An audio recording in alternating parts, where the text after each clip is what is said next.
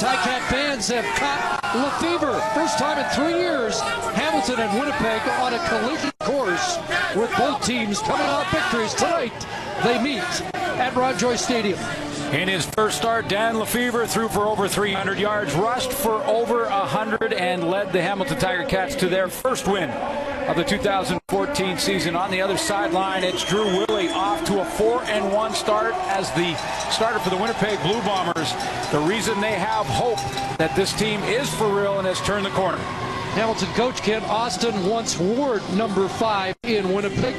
There's Michael O'Shea, a former Hamilton Tiger Cat, who comes back here with a team that has already beaten the other 3 Eastern teams, looking for an Eastern sweep and an unblemished record on the road. And there is the former number 5 in Winnipeg, coming off his first win, and they swept Winnipeg a year ago, winning all 4 games. In fact, they won all 4 in convincing fashion. New season, though. 4-1 Winnipeg, 1-3 Hamilton. Away we go with Aaron Woods on the return. Woods trying to get outside and pulled down by Rico.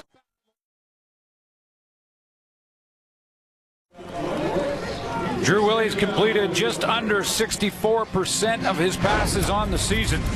He's thrown 6 touchdowns, 4 interceptions. He's 5-4 career, a few games behind Darian Durant in Saskatchewan last year. 4-1 as a starter.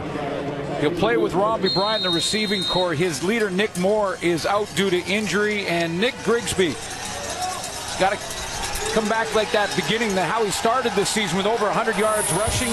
Not a big game last week. Coming off a big win in BC.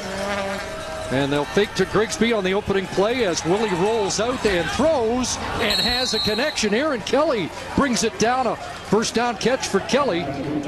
Back in the lineup for the Bombers, who will be without Nick Moore for this game. Right, they bring Robbie on the roster, but it'll be Aaron Kelly that you're going to see Drew Willie lean on a bunch. Aaron Kelly missed the last couple of games, but prior to that had almost 200 yards receiving in 3 starts. 13 for Kelly, isolated against Rico Murray, back in the Hamilton defense along with Simone Lawrence. First down, a little mix-up in the backfield. See what Willie can make of it. He'll just throw it away to avoid the sack. The Hamilton Tiger Cats defensively get some starters back in the lineup. They get a couple in Simone Lawrence and Rico Murray in the linebacking core, and then they're going to have to play with their backup at Neil King at safety. Craig Butler, who got the first interception for the secondary in the 2014 season last week, is out due to injury. It'll be King at safety. Our starters to watch brought to you by Napa Auto Parts, where custom advice comes standard.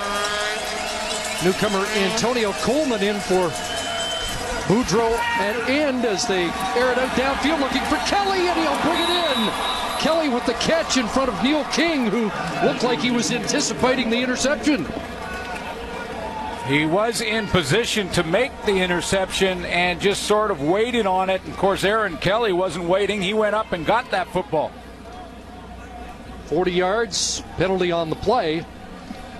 Kelly, a star in week number 1 with 5 catches. Pass interference.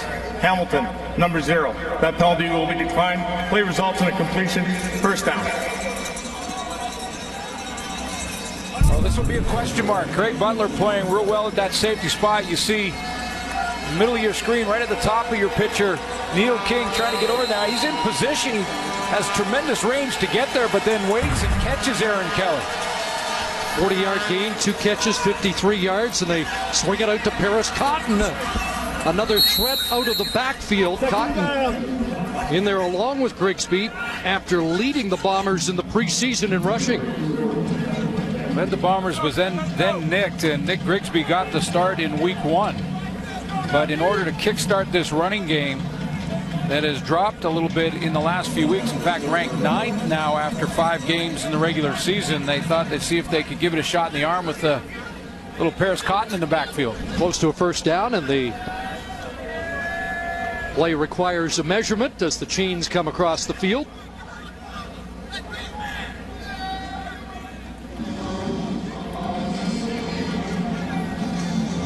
Bombers just 1 touchdown in the last 2 weeks. but off to an impressive start here.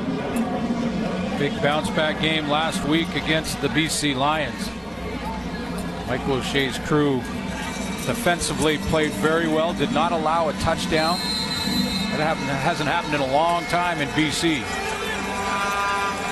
He produced 23 points offensively and beat the Lions 23-6 after losing the week before to Edmonton. Free play here, 2nd and inches. They hand it off, and there is Cotton, a little room off the left side. Simone Lawrence trips him up, but it is a Winnipeg first down.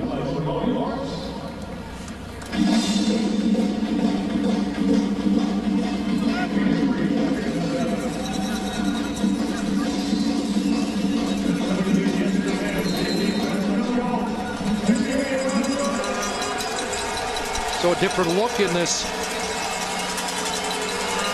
Bomber offense in the opening series, and Grigsby back in.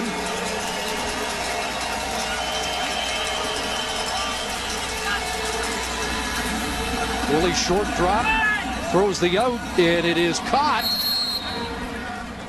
Catch is made by Clarence Denmark. That's a nice ball by Drew Willie to get it out in front. He was pretty well covered by Emmanuel Davis on that out route. He ran sort of a speed cut to the right of your screen, and he's just going to have to throw him to the sideline, let him continue out. He gets a little bit of separation as he gets close to that sideline, and Emmanuel Davis in pretty good position. If the ball's thrown short at all, he's taking it the other way. Willie 4 for 5 out of the gate, 71 yards, and a first down for the Bombers at the Ticat 16. Pontbriand in motion, and he'll catch the pass out in the flat and is drilled out at the 10. So the big fullback has his 3rd catch of the season. Well, that's a couple of ways Pontbriand and Grigsby in the backfield together there. Now he plays fullback and tight end, and that's one way to try to improve your running game. Right now it's Nick Grigsby. They can also go to 2-back with Paris Cotton and Grigsby. Cotton waiting on the sideline right now for his next turn. So 2nd and 4. 3 receivers wide side, and Grigsby can't spin away from Rico Murray, who shot the gap and makes the defensive play. Ken Austin excited to get both those linebackers back, Simone Lawrence and Rico Murray. Murray with 7 tackles, a couple of interceptions, and a sack, and has missed 2 of the 4 games for the Hamilton Tiger Cats. Grigsby lost yardage on 6 of 15 carries last week.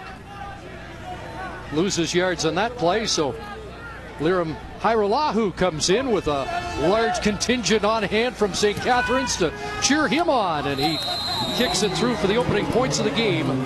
Just under 5 minutes, and the Bombers drive for an opening possession field goal. 3-0. We've seen what Drew Willie did on his opening drive. What about the player of the week offensively? Dan Lefebvre gets set to go to work when we return. The CFL on TSN is brought to you by Nissan. Innovation that excites. And you can see the heavy traffic out on the QEW. We're told that there are a lot of fans trying to get here that have been stuck in traffic for quite some time. And it is a sellout here at Ron Joyce Stadium. Here's Lefebvre, first play of the game, and overshoots his intended target, who's a newcomer, Quincy McDuffie, taking the spot to Brandon Banks.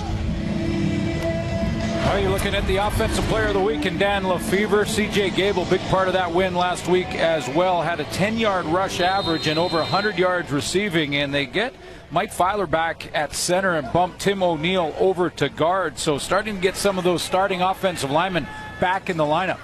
5th different offensive line in 5 games for Hamilton, who scored on their first possession last week. Pressure on Lefebvre, gets it away off the fingertips of C.J. Gable with a flag in the Ticat backfield. And it looks like it's going against Hamilton. That's where Zach Anderson was. He got up looking kind of guilty. And it may be as simple as a low hit. Holding Hamilton, number 55. That penalty is declined. 3rd down.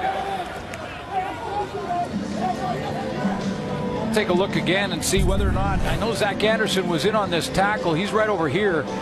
And was it in the target area, which is below the neck and above the knees? And let's see, absolutely, right along the waist. Good tackle by Anderson. Ball was on Tim O'Neill, who moves to guard with the return of Filer, and Aaron Woods will be swarmed back at the 27-yard line. A 46-yard boot by Justin Medlock.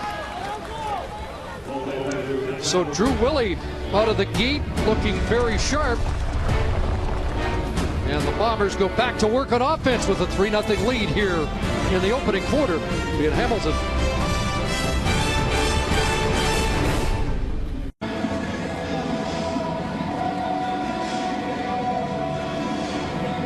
So the Bombers go back to work, and Drew Willie already shining in this game tonight. Great start, an 8-play, 78-yard drive on the opening possession for a Winnipeg field goal. Finishing drives has been an issue with Winnipeg. On a good start offensively against what's been a stingy Hamilton defense. The pass caught by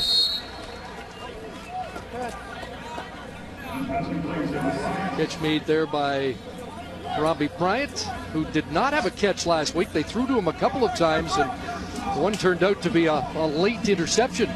Going with some up-tempo offense here. Something they have been able to do well is push the ball down the field, make those big plays. Now Grigsby trying to get it outside, and he has a first down. We mentioned 78 yards in the opening series, just 1 yard rushing. And Grigsby with a first down run here. Well, it was 15 of 9 for 19 yards last week. We mentioned they want to kickstart that running game, get some balance, because Drew Willie has been throwing the ball well. It's the only quarterback in the league with 2 300-yard passing games. Weeks 1 and 2, Willie back-to-back 300. Quick hitter, Aaron Kelly has the catch. Another first down up at the 51. 11 for Kelly, who has been the prime target so far. He's working that intermediate route stuff right now. Aaron Kelly's been a primary target. Drew Willie, along with Mike Riley in Edmonton, the only 2 quarterbacks with 9 passing plays over 30 yards. He's been throwing that deep ball successfully, but they have to finish drives. First down, handoff inside, and good contact there. There's Simone Lawrence back in the lineup. His second tackle of the game, now 18 on the year in just a couple of games in this first quarter. I wrote it in my blog on tsn.ca, Chris. Don't know if you saw that, but just being this close to the field and how it's almost like a backstage pass at a rock concert. That was a rock solid hit from Lawrence. You do feel the earth shake of it. Flag down, Willie's pass. And it is caught. What would be a first down. Rory Kollert with the catch. Were the Bombers offside?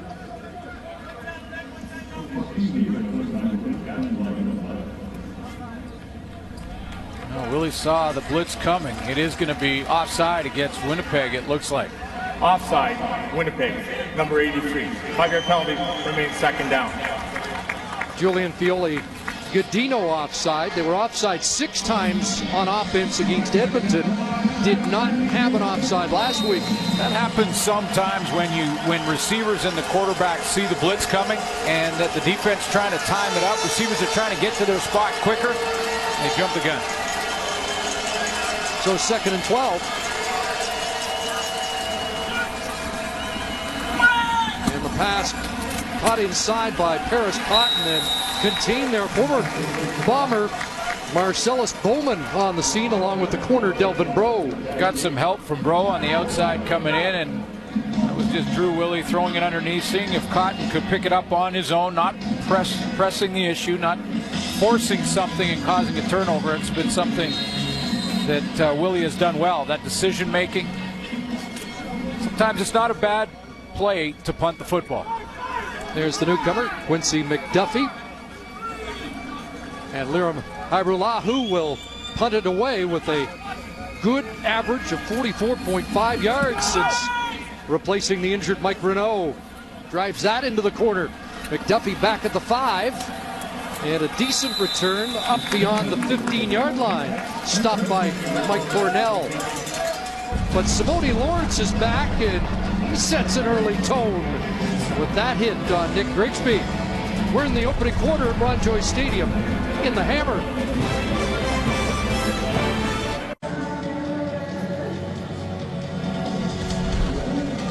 First quarterback to ever debut with a 100-yard plus rushing game, and among an elite group with over 300 and 100 rushing. Yeah, those are the top performances. With if you have a 100-yard rushing game from your quarterback, the top passing numbers to go along with that. Doug Flutie on there a couple of times. Buck Pierce had been the most recent until Dan Lefevre. And a direct snap bobbled by Gable. He'll have to eat it way back behind the line of scrimmage as Bryant Turner was in quickly, and they finally haul Gable down. Not the start we saw a week ago when the Ticats scored on their first two possessions and needed only 5 plays to score 2 touchdowns. Yeah, head coach Ken Austin does not like what he sees here, and this is just Mike Filer's the center. It looks like the snap is pretty good, and the timing is there. It was just that C.J. Gable got his eyes up, was looking for the hole and not securing the football before he ran through that hole.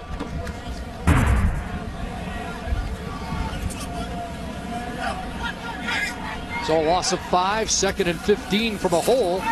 Wide side, there's Luke Tasker. He can't hold on as Tasker stripped of the football by a former Ticat on the corner, Matt Buckner. I'm not sure what to read into the fact that Matt Buckner leads the defense in tackles at the wide side corner for the Winnipeg Blue Bombers. Part of it is probably that he's been tested early on this season and has passed those tests. I think 21 tackles so far. And passed that test against Tasker, forcing a deep field position punt for Medlock. Scooped up right at midfield, and Aaron Woods met at the Ticat 51-yard line. 42 yards on the kick, 5 on the return, and great field position for number 5.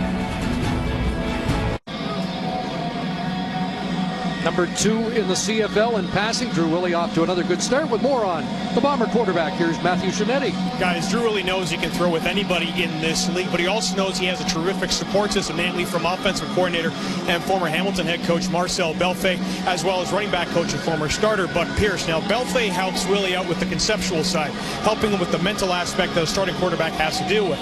But really, Buck Pierce and Drew Willie talk on a daily basis, and what Willie does is he throws ideas, situations off at Buck. Namely, this week, how does a quarterback deal with a short week mentally and physically? And when are too many off-field commitments too much?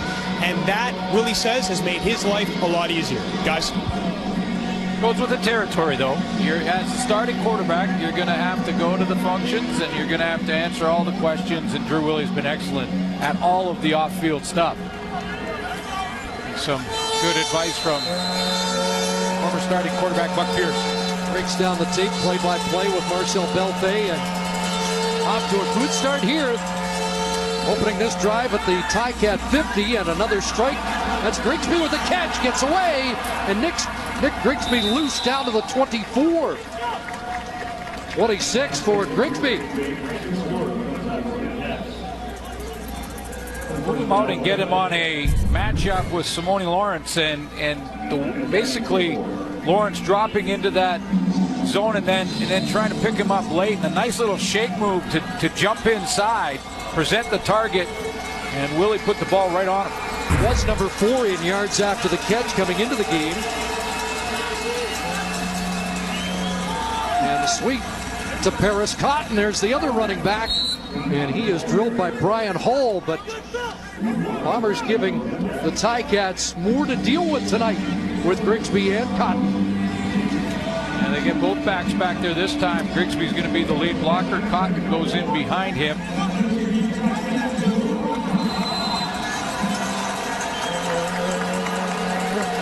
Seven for Paris Cotton, who had 97 yards in 2 preseason games on 11 carries. 2nd and 3. Grigsby releases over the middle, pass behind the intended target, and incomplete. Pass for Clarence Denmark. You mentioned finishing drives for this Bomber team. Look at Drew Willie's numbers. He had 4 touchdowns in game 1. He's had 2 TDs in the last 4 games. comes to throwing the football in the end zone. I like how quickly he's making the decision to get the ball out of his hands early on in this game. They've been inside that scoring zone or close to it a couple of times now and come away with field goal attempts. 44.4%, sixth best in the red zone. So once again, Hairulahu from 25 yards out. And he is now 15 of 16 on the season.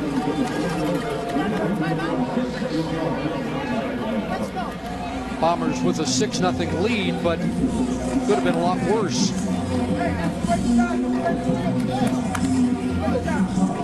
You know, we were here last week. Hamilton Tiger Cat team registered their first win against Ottawa. They came out with great intensity and played a real physical brand. And Dan Lefebvre, as we talked about, with over 300 yards passing, over 100 yards rushing, just it didn't seem to matter what Ottawa did, that the Hamilton Tiger Cats had an answer, and they look a little flat to me tonight. They do. Both sides of the ball. Now, Lefebvre did say he made some mistakes early last week. He called them fortunate mistakes. He didn't stick with his reads early, took off early, but made the most of them. And you said if you're making yards, that isn't really making mistakes. See if he tries to loosen up the defense with his own legs. Another flag as Gable breaks one tackle and shows some power there for what would be a first down. Let's see if this is coming back, and it is. Now it's going to come back. I think this is a holding right at the point of attack, right at the handoff point. That's again a sign of sloppy play. Holding, Hamilton, number 68. 10-yard penalty, remains first down. That's the center, Mike Filer, playing in his first game, coming off the DL. There's your center, and let's see what Filer does. Little snap here. He tries to get out and around and just... Caller's Brian Turner. It is Turner, yeah. He gets the hook on him. So the last series, they fumbled a direct snap. This time, it's a holding call, and once again, it's 1st and 20. Andy Fantuz is open. Over the middle, brought down by the safety, Maurice Leggett. But there's Fantuz, who had 5 catches last week, and his 13th grab of the season. Take a look at this Winnipeg Blue Bomber defense, and they get Jason Vega back in the lineup. He missed last week. What a game for the safeties in the CFL. Tyrone Brackenridge, Saskatchewan, had a big game. Craig Butler here in Hamilton, and Maurice Leggett also had 3 tackles, a sack, an interception, and a knockdown in one game. And Zach Anderson's off to a good start to the season. Here's Lefebvre keeping it, quarterback option. He gets drilled, taken down by the former Ticat. And you know, Greg Peach is revved up tonight. Well, they understand that this quarterback had 100 yards rushing last week, and containing him, trying to run the football, is going to be priority number 1. Make him throw from deep in the pocket and test his arm, I'm sure, is the strategy for the Bombers. And that's what I wondered watching. A great effort from Dan Lefebvre last week, where he rushed the ball well and threw it off that run. But can he do that consistently? Take those hits running the ball all season long.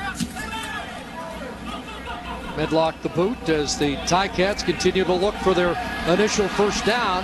Woods reversing field, and CO Prime there to take him down with a flag on the play. 1:41 left in this first quarter.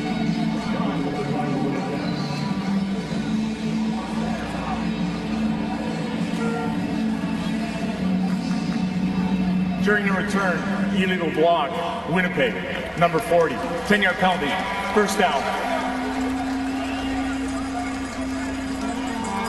Penalties not a problem for Mike O'Shea last week, just 5 of them.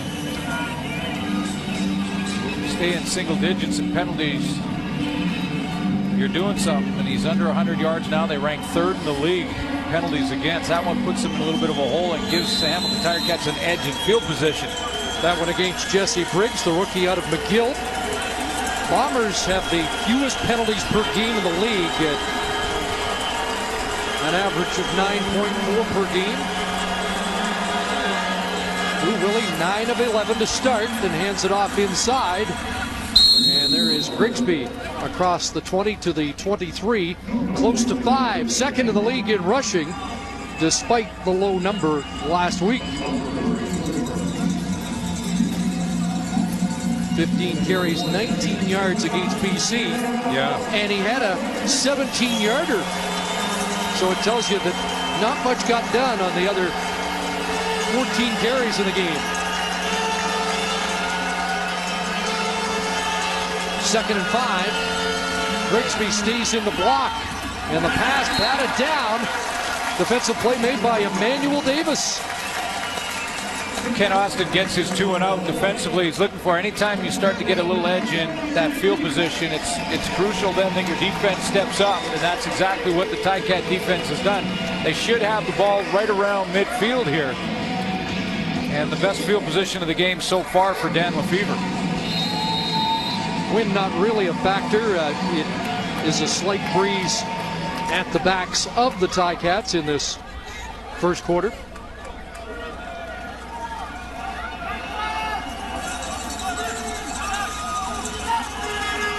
Irolahu to boot it away.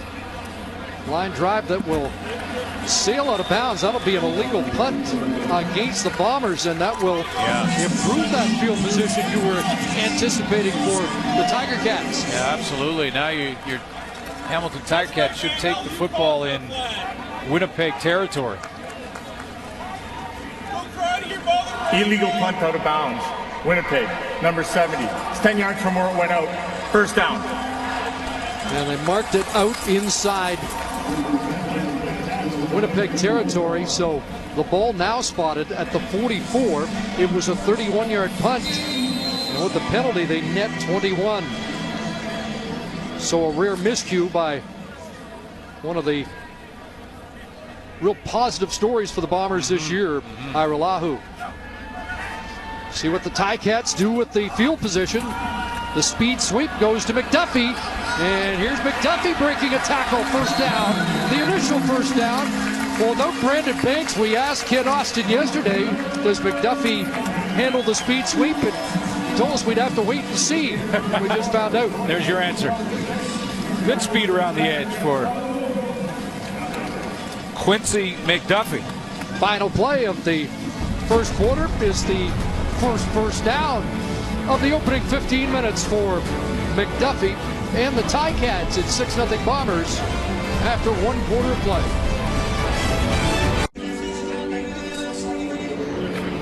A week ago, the Ticats 158 yards, 2 touchdowns on their first 2 possessions. Tonight, it took 4 possessions for their initial first down. Yeah, 7-1 in the first down category for Winnipeg. And look at the time of possession as a result of that. It's step by step for Hamilton right now in the second start for Dan Lefevre. First step being maintain possession of the football, get some first downs together, and then the next step is to think about scoring. But right now, it's about keeping the defense off the field, or that comes back to haunt you. Defense seemed to be a bit off balance with Paris Cotton and Nick Grigsby in the backfield, and yet Bombers didn't make the most of that statistical edge. No, it's something that's sort of plagued this football team the last couple of weeks, and that being to finish these drives off. But see if Dan Lefevre could take full advantage of this good field position after the 2-0 created by the defense. Start the second quarter, first down Hamilton at the Bomber 30, and Gable, does he get a foot down? No, incomplete. Gable shows you pretty good receiving talents there, but nonetheless didn't have enough room to get a foot down. Yeah, it was a great catch actually, but first foot to touch was on the white stripe, and it was right in front of our broadcast booth. Bang, right there. He's on the white stripe and out of bounds. Ian Wild checks in. Gerald Gwally goes to the sidelines for the Bombers. 2nd and 10. Bantu's got a jump. He's the target, but Damon Washington contains him at the 25. And it will be a field goal situation for Hamilton. And Bakari Grant was the deeper route there, and Bakari Grant is the intended target on a 2nd and 10 for Dan Lefevre. And what he's hoping is that the coverage will be drawn to Andy Fantus, and then he goes for the first down throw, but it wasn't. They rallied to Fantus. He couldn't break the tackles. So Medlock will survey a 32-yard attempt out of the hold of Luke Tasker.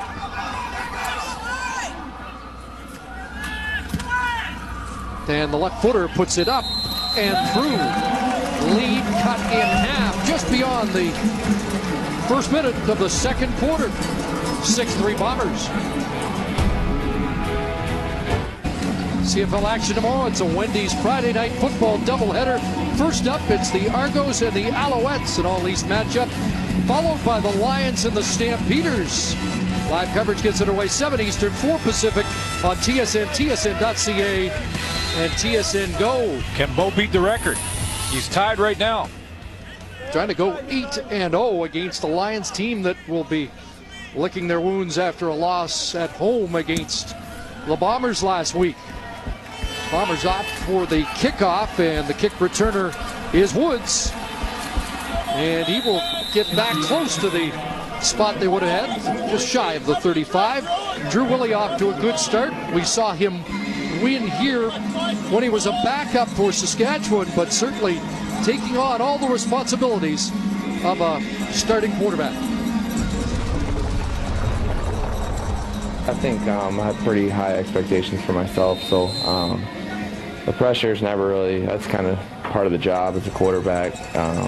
As being a professional quarterback, and you put a lot of pressure on yourself to start with. So I don't think that stuff will ever get to me, just because I'm going to stay the same no matter what, win or lose.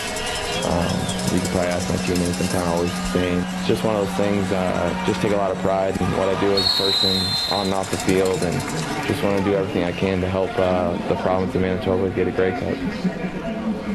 Well, they have given him hope. They have given that province hope. He certainly has that for his teammates as well. They're rallying with him, a hard-working guy that'll spend the time necessary studying the film, making sure that he is prepared week in and week out, will improve week in and week out. Been very impressed and off to a 4-1 start. It's Winnipeg now. Yes, sir. Last year, 269 yards, 3 touchdown passes in 12. And a win for the Rough Riders against Hamilton. 2nd and 10. He's got an open man. Fioli Gadino with the catch to move the chains near midfield.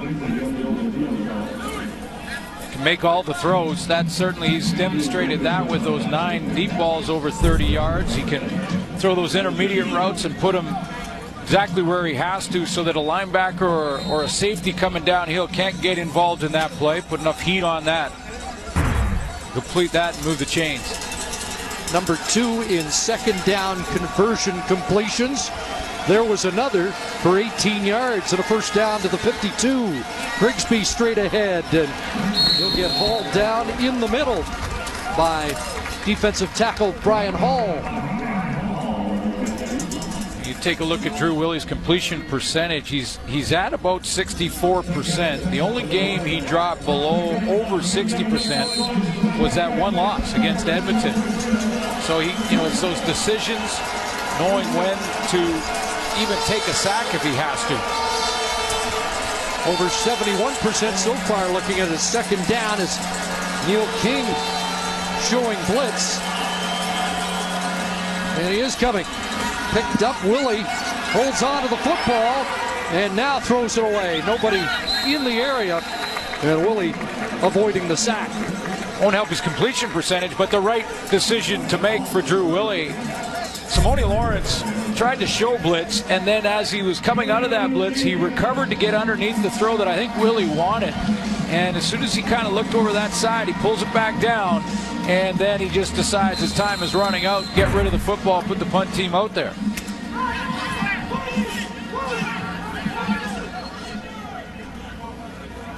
And now Hairolahu will get a chance to pin the Cats. Last punt off the side of his foot. This one will be fielded by McDuffie at the 15 and up to the 25. Decent return. Well, it was a big game last week for CJ Gable. 167 yards from scrimmage. See if the Ticats can get him unleashed when we come back.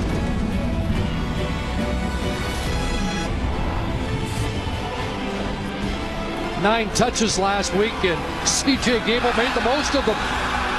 Did he ever? 167 yards from scrimmage. That led all running backs in the CFL last week. Did it all.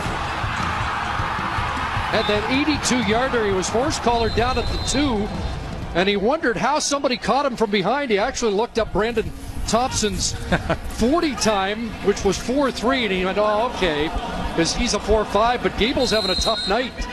Fumbled that original shotgun snap, and now another loose ball, and he gets bailed out by his quarterback. Yeah, the first one, though, was Gable dropping the ball on that direct snap. This one, he has it and then turns, and that ball is knocked out of there by Maurice Leggett. Cuts his legs out. Or does the ground make him fumble? So I was wondering about whether or not they lose any field position on that they could have challenged. Going to continue on here with a 2nd and 18. Lefevre stands in, now unloads, wants Tasker, who comes back and is picked off. Maurice Leggett jumps in front, and now the ball comes loose, and the Ticats get it back. Yes, they did. There is a flag. Kerry Koch comes out of the pile with the football after Leggett had his 2nd interception. Okay, lots to sort out here. There is a flag on the field, as you mentioned. Leggett has the interception. Didn't see who stripped him of the football. Was it Kerry Koch as well? Pass interference, Winnipeg, number 7. That penalty will be declined. Hamilton's ball, first down. That's on Damon Washington, so they would have the first down on the pass interference anyway. However, they'll decline that penalty and take the football because of the recovered fumble. So there's your interference on Luke Tasker, grabbing and pulling and the entire way on the route. So that's clearly pass interference. So the flag comes out there. Now, Leggett had it and got it stripped. So good field position, but Lefevre gets tossed down in a hurry. And Greg Peach, a lot of people were focusing on, released by the Ticats, is off to a tremendous start tonight. That'll be his 3rd on the season. Throw in a couple of forced fumbles, which could be sacks if not for the quarterback dropping the ball. That's usually where the D-line are getting their forced fumbles. Well, nice move to slide inside and then beat the double team. Well, they converted 2nd and 18. Now they look at 2nd and 19. Back on their 39. Empty it out. Gable out of the backfield. And a pass incomplete. Team Sherman was in the area defensively. Well, Act 1 was a show that produced a standing ovation for Dan Lefevre. Act 2 is a little bit of a different story. I can hear Milt going, it was one game. It was one game. And a different defense.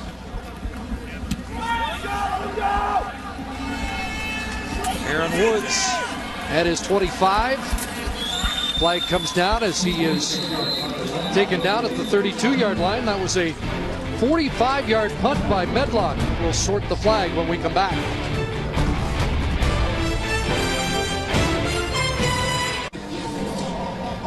Our sack tallies brought to you by Purelator, tackling hunger across Canada. Check. Quarterback sacks are up 11% from last year and almost 50% from 2 years ago, although tonight, so far, just 1 sack in the game, that by Greg Peach. Bombers had 6 last week from 6 different players. Penalty was against the rookie, Derek Jones, for holding. So the Bombers start at their own 16. Handed off inside, and Grigsby not going anywhere. It's a good idea by the Hamilton Tiger Cats defensively. They've got a young safety playing in his 2nd year, Neil King, playing in there for Craig Butler. So what they're going to do is they're going to bring him down low. He's right in here, and he's going to come off the edge and come on a blitz. They're going to rotate the rest of the secondary back into coverage. You see 43 to the right of your screen there now come up, and he ends up making the tackle in the backfield. Got a young guy, put him down low and just keep it simple for him. Loss of 3, 2nd and 13. And it's Fioli Godino with the catch. Rico Murray arrives on the scene in a hurry. And it will be a 2 and out for the Bombers. So that Ticat defense starting to make adjustments. There's Orlando Steinauer, the defense coordinator, once traded for Michael O'Shea And of course, these two long time on the same side with the Toronto Argonauts as well. One is a very successful rookie head coach. The other is going to be a very successful head coach. Absolutely. Steinhauer doing a real nice job with his defense. A lot of young guys last year that got to the Grey Cup. McDuffie watches it bounce out. It'll be good field position for the Ticats near midfield. Down by 3. Let's rejoin Matthew Shinetti. Guys, we've all talked about the numbers, record-breaking numbers that Dan Lefebvre had last week, but we all know in a Ken Austin offense, no quarterback truly is the finished product. And when I asked him about what Lefebvre still has to work on, Austin basically went ahead and said, listen, it's his feet when he plants, and then correspondingly what happens to his arms when he goes into the release. But the one thing that Austin does not want to change is that conviction that we saw last week, because it's infectious. When I asked CJ Gable about it, he said to see Lefebvre run downfield with his head into contact made me want to sprint after him and put a key block on. But as we've seen so far, guys, they may not be on the same page. It's interesting, the Bombers had a lot of trouble with the running quarterback a couple of weeks ago when Mike Riley went off for 97 yards. Now, reading a lot of the quotes from the Bombers defensively, they were saying that they were surprised by Riley running, which was a surprise to me that they would say that. I mean, he ran a lot last year. Gary Echeverry's defense, the one thing that they will do as well or better than any team in the league is get to the football. 12 hats to the football. 2nd and 4. Looks like they've drawn the Bombers offside. Find out if Ticat moved on that offensive line.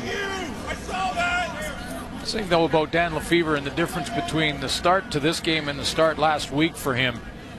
You know, last week he did a lot of what he did early, what he did last year, which was run the football. He took off out of that formation last year. Hamilton, number 55, 5-yard penalty, remains 2nd down. Where it was more of an option offense, and he had the option to run. That's Tim O'Neill getting that penalty call. And that's how he started last week's game. Ken Austin let him do what he was comfortable with until the pass game then evolved from there, and he had a lot of big plays off short screen passes that turned into big runs after the catch. And this week, it looks to me like he's trying to be more of a pocket passer, maybe sort of read some of the clippings throughout the week and thought, you know, I can become a pocket passer as well. And it almost looks like he's out of his comfort zone because of it. 470 yards combined between his passing and rushing yards last week. He's 3 for 9 for 13 with 2 rushing yards so far. And the pocket collapsing here. He sidearms it short of the intended target. And the punt team will have to come back on. Well, and you know, Ken Austin there had to change the play up because the play that was successful, they had the penalty on, and that was to roll Dan Lefebvre. He had a wide open Luke Tasker. Of course, the play was blown dead because of the penalty flag. They go back, try that pocket pass again, and he drops to 3 and 10. It's 30% so far tonight. Medlock, short boot. And it stops up and bounces backward. Did hit a bomber. Looked like it went off the leg of former Ticat Louis Richardson. But there were Ticats in that area. And the no yards call after a 28-yard punt by Medlock. And again, checking the flags, it shouldn't be that much of an issue.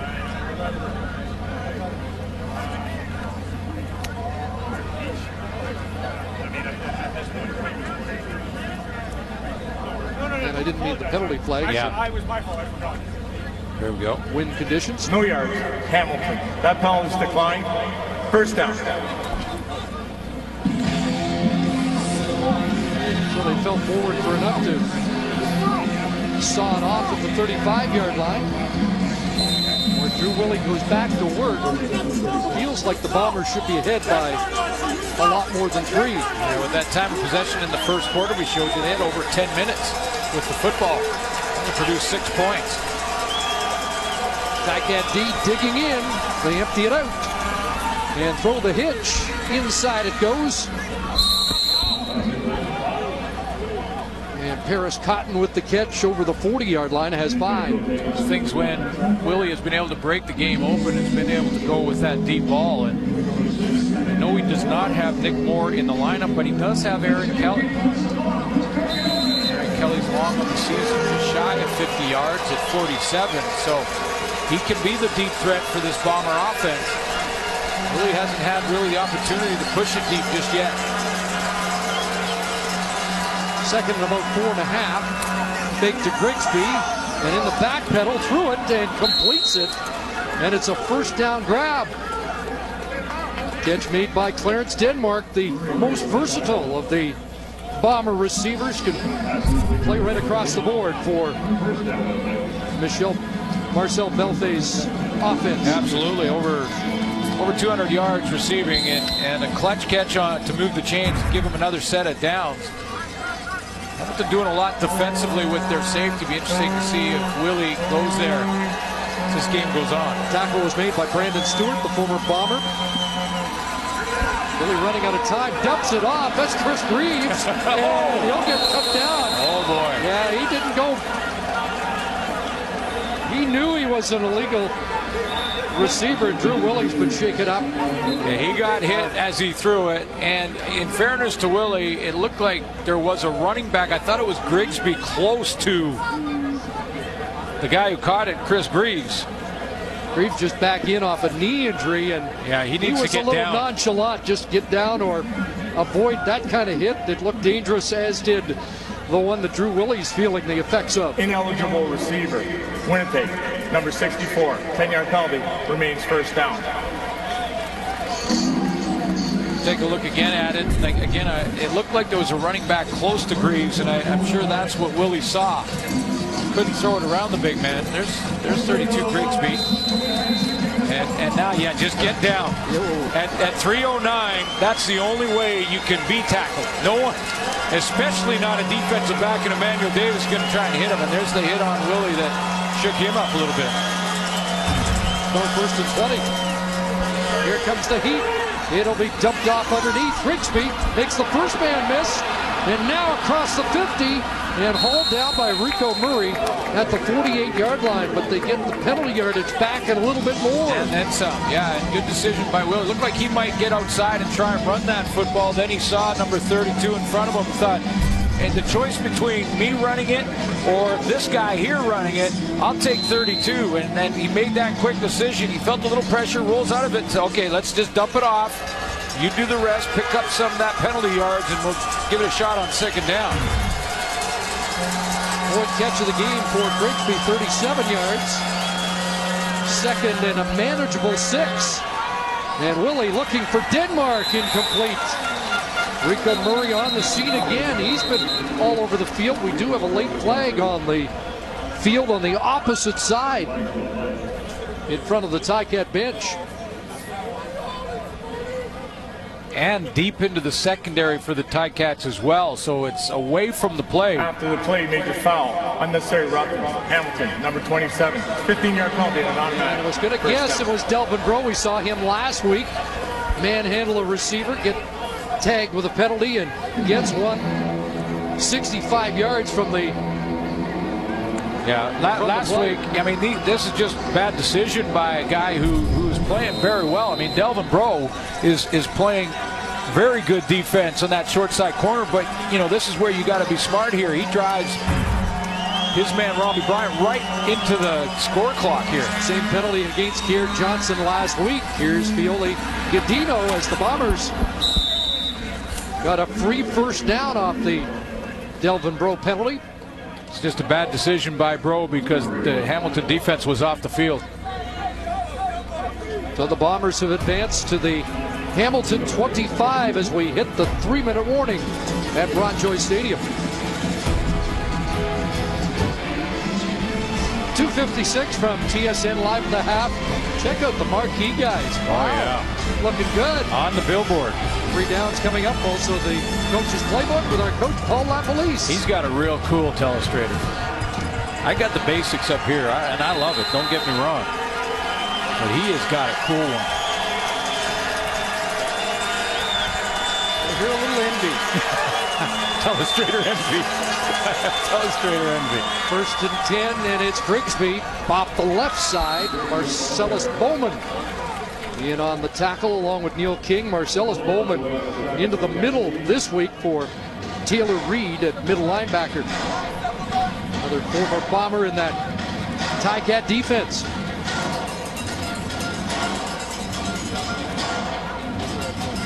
Yeah, moves. He was the strong side, moves to the middle spot. And the way he hit last week, I don't think there's any problem with him playing middle linebacker. Some major hits. She was known for at Boston College. A little lighter in the wallet. One hit was fine for a helmet-to-helmet last week. But a guy that Kent Austin spotted on special teams in Winnipeg and wanted to bring him to Hamilton. Willie with the hitch. There's Robbie Bryant with the catch, and he gets buried at the 21. It's a big down here, and if Drew Willie decides to go to Delvin Breaux's side and throw to that short side of the field, you got to believe that he wants to step up and make the play after continuing to allow Winnipeg to maintain possession of the football here. If he doesn't commit that penalty, which was just a terrible decision, he ran Robbie Bryant about 10 yards out of bounds. See if they go back. It's Robbie Bryant against him right now. Another trip to the green zone for Winnipeg. Let's see what they do with it. Pressure on, underneath. There's Grigsby. Trying to bounce it outside. It does! Grigsby cuts back inside the 10 and has another Winnipeg first down and a late flag. And Grigsby shaken up.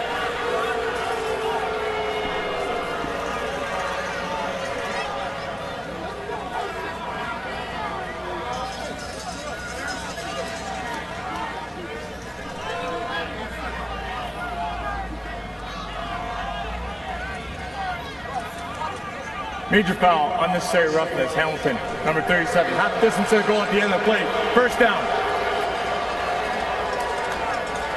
Take a look at the play. Drew Willie's going to hang in there and take a hit to drop this off to Grigsby. I thought it was Marcellus Bowman that came over the top on this hit. Take another look because there is no 37. No, I think it was 38. And Neil King makes the initial tackle, and there's the hit by Bowman. Now, Grigsby's going down, and he rips the helmet off. Inside it goes, and it's a touchdown. Robert Marv, and the Bombers do cash in. Penalty-aided drive, and a touchdown for Winnipeg. Just a bad decision by Delvin Breaux. It kept the football in the possession of the Winnipeg Blue Bombers, and they finished this drive. Little play-action fake there, and Marv takes it up the middle. 10 plays, 74 yards.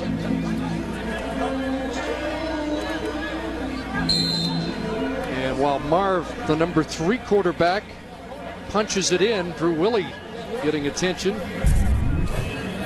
That's his left hand.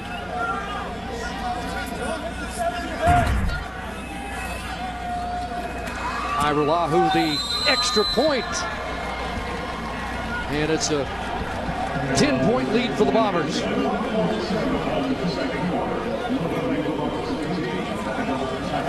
So 10 plays, 74 yards in just over 4 minutes. Engineered by Willie, capped by Marv.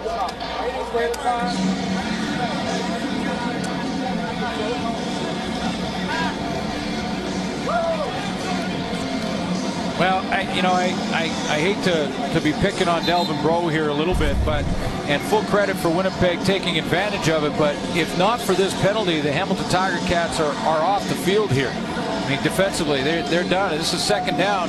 Now, no reason at all that he needs to drive Robbie Bryant that far out. Now they get another penalty that was a closer call here on Marcellus Bowman, but that first one kept the drive alive. Winnipeg ends with this touchdown, and now it's a 10-point game in a game that is tight in the first half.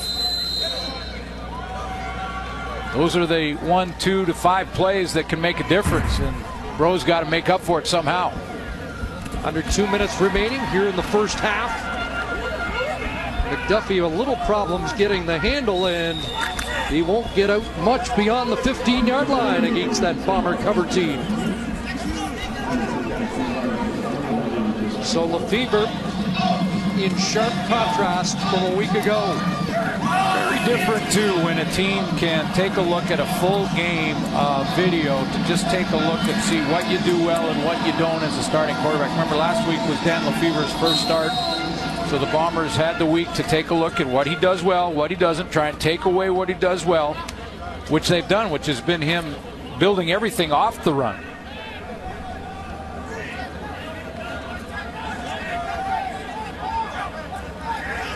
So a deep start at their own 17. And they go to Fantuz, who makes the catch. Teague Sherman trying to wrap him up. And whistled down around the 24-yard line. Lost the helmet, and the fans here who just saw a penalty go the other way, looking for one. Yeah, I think when Bowman got that penalty, it wasn't for the helmet hit, it was for the fact that he ripped the helmet off of Grigsby on that play. Let's just see here if it's a similar situation. There goes Fantuz on the curl, steps up into it, takes the hit, and his helmet ripped off. 2nd and 2, and Gable has enough for the first down. Dan Lefebvre at this point in the first half just 2 yards rushing. For last week, over 100 yards total. Built everything from there. Asked him what mistakes or impressions he got from last week watching the film. Did not watch any Ottawa film because of the short week. It was all about preparing for Winnipeg. Missed Coke, incomplete, and Coke looked around and was hoping to see a flag on the play. None on the field. He didn't see a flag. He saw ball down, Maurice Leggett coming downhill. And he saw a free safety who's coming off a big game come right down on that post route and have him in his sights. Don't think he could have got to that ball anyway. It was a little high and way in front of him. 2nd and 10. And the pocket collapsing, and Lefebvre down with a penalty on the play. Bryant Turner with what would be the 2nd Bomber sack. That's exactly what happened, Chris. It wasn't really one defensive player for the Bombers that did anything extraordinary. It was just that the entire group. Number 68. That penalty's declined. 3rd down. Mike Filer, the center. A couple of penalties for him now. And like I said, it wasn't necessarily one great individual effort here. It was just a team effort from that defensive line. Good push up the middle. Filer got in trouble there, and then Vega and Bryant Turner rallied to him. Woods awaiting at the Bomber 40, and they might have time to enhance this lead. Medlock lets it run down, and a boot that will be fielded near the 50 by Woods. Could get outside across midfield. And Aaron Woods dropped at the Hamilton 51 with a half-minute left. Oh, yeah. Squeeze 6 plays in here. Maybe 5. Drew Willies, 17 of 23, 207 yards. Passing in the first half. Provided he stays healthy, we'll check that right hand, or the left hand as he goes on. He was getting that left hand checked. But on pace for another 300-yarder. It'd be his 3rd on the season. Had 250 last week. They had 280 net yards and only 209 against Edmonton. So the offense starting to purr again. Over the middle it goes. Catch made by Grigsby, who's had a good first half. And at the 45, he has 6. Highest scoring team in the league, averaging 28.2 points a game. And now looking at 2nd and 4. And they hand it off to Grigsby. And he'll be stopped. Eric Norwood was there. And so they're going to be short of the first down. And it's an interesting call there. Yeah. Iralahu will come on. He hit from 51 last week. 3 for 4 from beyond the 40. But it's going to be a test. Well, it is, and it's an interesting call to have a running play throw a running play out there right now, and now even if you get the first down and are tackled inbounds, you're working the clock here. If you throw it, it's incomplete. That's one thing. Well, now a late penalty flag comes out. They have too many men in the huddle. That'll take them out of field goal range. Yeah, they did. They had one too many. Too many men in the huddle. Winnipeg. 10-yard penalty, remains third down. Well, the second down call could be debated, but that's even worse, Stu. Yeah. Just run yourself out of field goal range. Yeah, as simple as this, just to mismanage 30 seconds. And now the field goal unit has to go back to the bench. Not going to try it from 59 yards out. Even with 55 family and friends here to cheer them on. A little bit of a wind going at their back, but that'd be And there's the Hiralahu family who made the trip from the St. Catharines area. They came for the leg, but they're not going to see a 59-yarder here.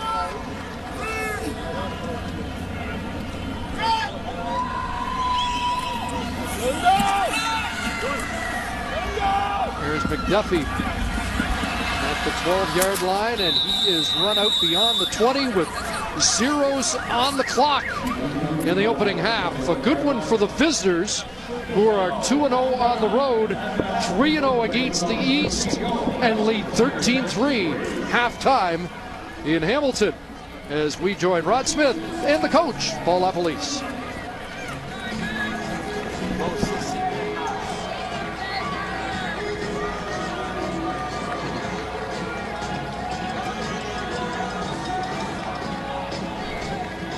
Greg, any measure of satisfaction knowing the kind of ruckus you just caused your old team in the first half? Yeah, a ton. It feels really good to be back out here in Hamilton, where I was. And, it's fun going against old teammates, your buddies. But, yeah, it feels real good for sure. I asked Brian Turner this yesterday in terms of how to describe Gary Echeverry's defense in one word, and he couldn't. So can you? Chaos. That's good for you. Thanks, Greg. All right, thanks.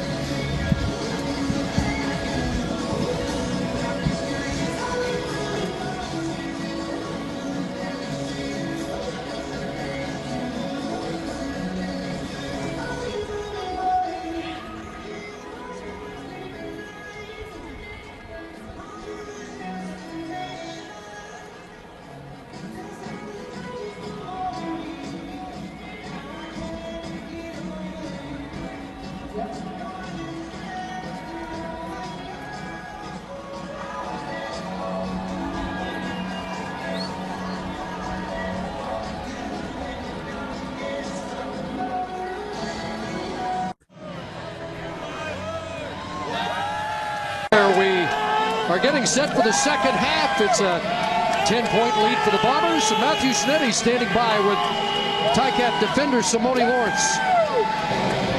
Simone, I know how highly this defense wants itself to perform. So what happened towards the end of the first half? Honestly, we just got to cut down on the penalties. If we cut down the penalties and play our game and make them beat us and drive the field down, they're not able to move the ball like that on us. I know you consider yourself a leader in that locker room, so what was your message to your teammates? Just as a group, we all have to just go out there, limit penalties, and tackle better. Excellent. Thanks. Well, they were on the field an awful lot in that opening half because the offense was stuck in neutral. Well, just one first down, and Dan Lefebvre not running the ball successfully like he did last year and early in the game last week. C.J. Gable basically invisible in that first half. So that's the challenge for Kent Austin. Defense eliminates some penalties and put him in a hole and kept drives alive for Winnipeg. His offense starting to produce some first downs. 551 net yards last week, 38 in the first half tonight against Gary Echeverry's defense. Hiralahu with the boot, second half underway, and McDuffie trying to flip the field for his offense. Flags come down, and McDuffie with a great return that in all likelihood is coming back.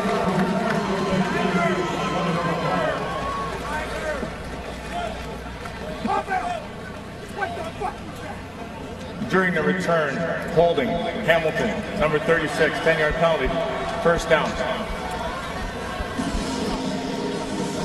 Penalty against Pavel Kruba. Well, you talked about the offensive output or lack of it for the Hamilton Tiger Cats. Let's take a look at the numbers. Andy Fantu's just the 3 catches, 3 of the 4 completed by Dan Lefebvre for just 17 yards. Threw for over 300 last week. And CJ Gable, 4 touches out of the backfield. I mean, numbers that are shocking when you think of the performance last week. Now, again, different defense, new game, and they're in a hole to start the second half. And let's give plenty of credit to that defense. It's now gone over 100 minutes without allowing a touchdown. Lefebvre overthrows his intended target on the opening play from scrimmage. Kerry Koch was the target. You know, Kerry Koch was 4 steps behind coverage. I mean, he had got in behind everybody. It looked like Chris Randall was trying to recover. And Dan Lefebvre threw that about 10 yards out of bounds.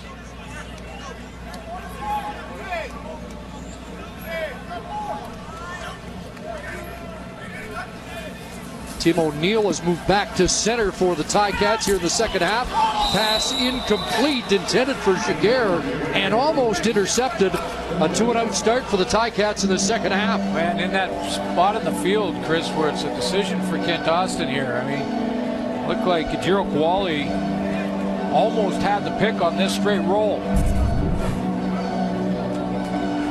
Lines up like he's going to blitz right in front of Filer, and then just rolls with Dan Lefebvre, which is he's supposed to do. Is he continues to roll hard that way. He can't throw back to the opposite side, so continue with him as the linebacker. Almost had the pick there. Matt Buckner in the area too, and Medblock from out of his end zone. High, not too deep. Woods fields it on the Hamilton side at half. It's going to be a 15-yard no yards penalty to tack on to that.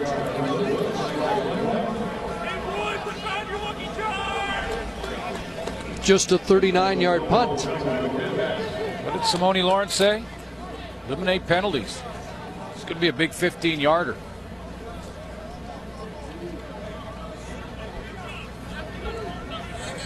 No yard. Hamilton. 15-yard penalty. First down. So the Bombers will have the football at the Ticat 34 when they go to offense for the first time in the second half, already up by 10.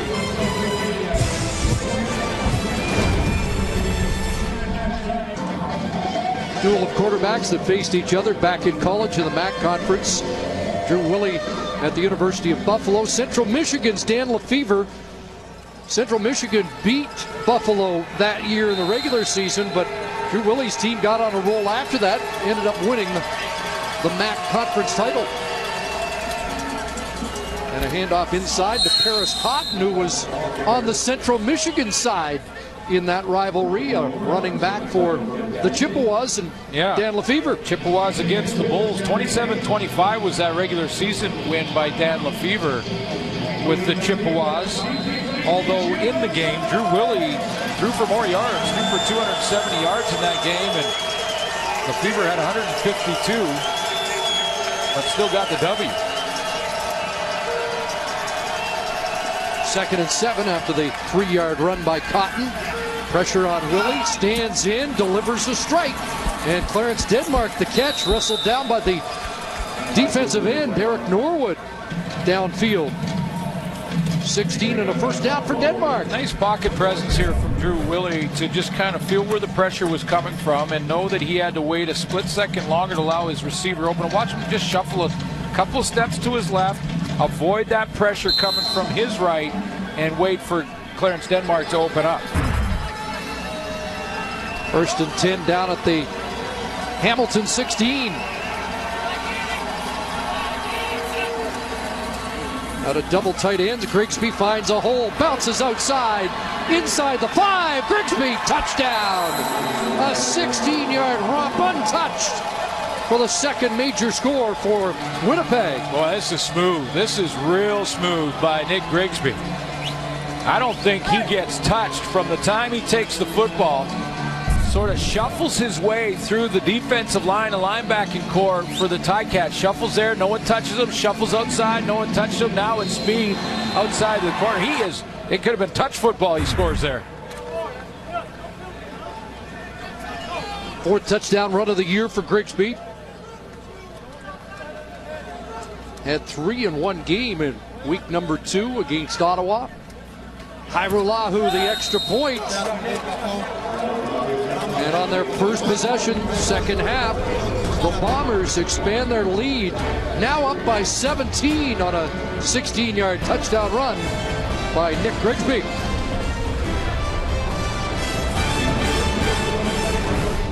We talked at the beginning of the game about how to kickstart this run offense for the Winnipeg Blue Bombers. Watch Paul Brown at the tight end position get up on Rico Murray and hold it right there. He gets the key block so that once Grigsby gets past the line of scrimmage, now he's got room to bounce to the outside and beat the angle of Murray. A nice block by the tight end, Michel Pierre-Pomerleau. 3 plays, 34 yards, and a touchdown for the Bombers. Ticats got to make something happen in a hurry here to get back in this football game. And McDuffie dragged down as Nick Grigsby's had a good night. 13 touches now, 31 yards rushing, 60 receiving. So 91 yards and a touchdown so far. Well, and a lot of those receiving yards were just sort of the dump down pass range for Drew Willie. That's important because they were picking up yards and first downs with it, but also that's usually when Drew Willie's under pressure, and he may take a sack if he doesn't have that running back to dump the ball to, and Grigsby was that guy, or has been so far. Held BC to 6 points. The Bombers have contained the Tiger Cats so far. A pass complete to Sam Jaguar, who has his first catch. Boy, at some point, Samuel Jaguar can really start contributing. And I know they're working in a new quarterback. This is just start number 2, but he often is on that short side. And if the Bombers decide to go to blitz, or any team they face decide to go to blitz, that short side wideout can be the guy for you. 12th catch. He had 6 in week 1. Going back this way, he's got the catch and has the first down up against his old teammate, Matt Buckner. Got good speed. Really breakaway speed. Just a weapon outside that Hamilton just has not been able to get going yet. He's the wide receiver here. Now, this is a couple passes in a row. As Winnipeg's playing more of a zone look, we're dropping off their corners, in this case, Matt Buckner. So there's the second first down of the game for Hamilton. Up at the 47 with Gable in motion. He'll take the swing. In pursuit, Deschaton, and Gable pops up the football. They're ruling he was down. That ball has been slippery for C.J. Gable tonight. Take a look. It looked like he was down when we saw it live. We'll take a look here at the replay. And I think Gable is going down here. He's still got possession of the football, knee touched, and then it came out. So correct call was made by the officials on the field. 7-yard gain, Wild the tackle. 2nd and 3 near midfield. 3 receivers to the short side, and Gable gonna run here and has a first and a lot more. A late flag as he is game tackled around the 32-yard line after first down yardage, and let's see.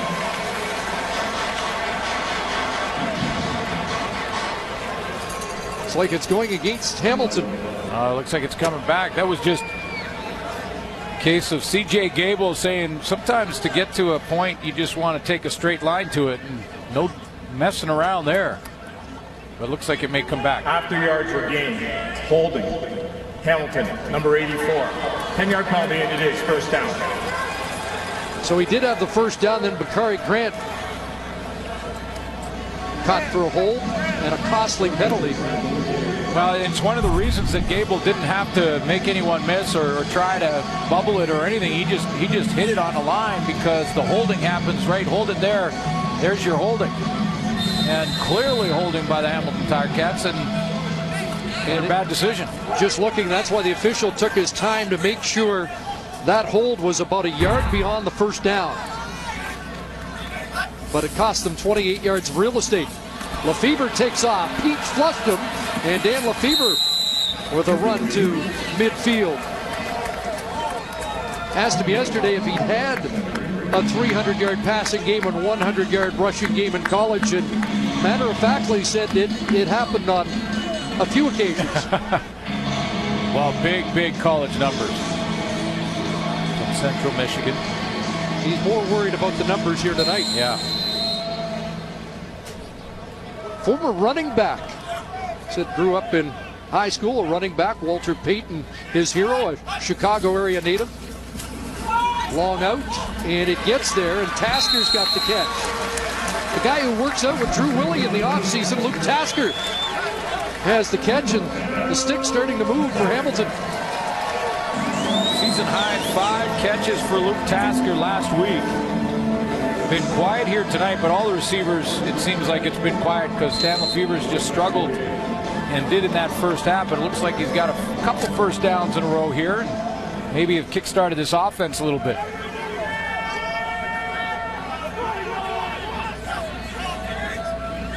First and 10, 4 receivers, and a wide open Gable. And this should be a score.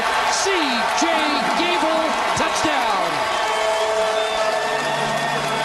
Shades of last week there as the Ticats get back in it.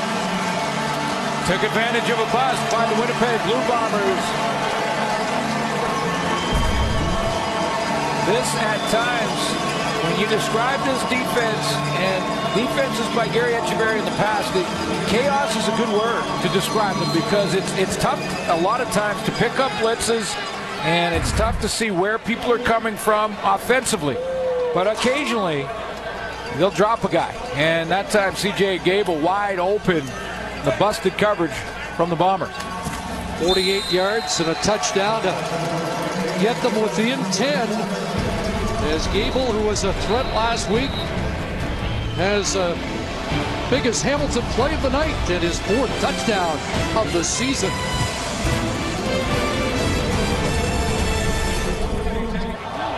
First touchdown surrendered by Winnipeg in 106 minutes and 43 seconds. Deke Sherman is going to take C.J. Gable out of the backfield, so I stand corrected here. This is just a mistake by Sherman physically, not a bust in the coverage, but just a physical mistake. He went too far outside, got caught on the cutback from C.J. Gable, and then could not recover from it. Nick Grigsby scored his 4th touchdown earlier tonight. Now Gable has his 4th. They share the league lead along with the Darius Bowman. And the game gets a little more interesting. Aaron Woods on the return. Got to get outside. Strung out at field. King drops him at the 14-yard line. So the special teams follow up after an offensive burst. It's amazing what happens when your offense, your quarterback, gives your team hope. And that's what that touchdown from C.J. Gable did. And now you see it trickle into the special teams. And don't be surprised to see defensively Hamilton step their game up a notch. Dan Lefebvre 5 for 5 on the drive. So we've heard from Central Michigan. Let's find out what the University of Buffalo has in response.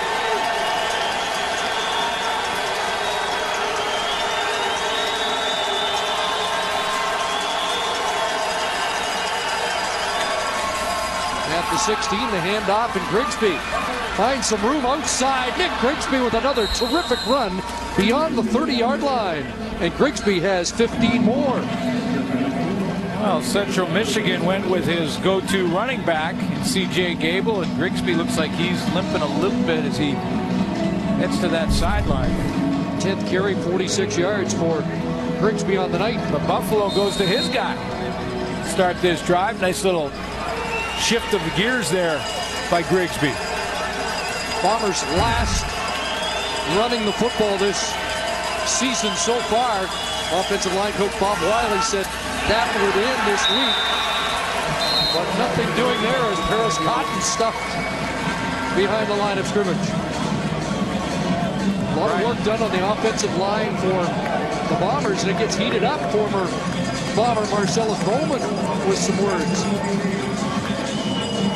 Brian Hall was in that tackle, but it was a team meeting. I didn't think this league was big enough for 2 Brian Halls. We got another Halsey. Only the folks at Edmonton get that. Yeah. He's a media guy, for those who don't. He's a legend. A legend in Edmonton. Second and long, underneath, pass incomplete, flag down. And it's going against Winnipeg, and so the Ticats get the stop. that they were looking for. Yeah, that penalty would be declined, and Willie directed some traffic there. Holding, Winnipeg, 64. That penalty's declined. Third down.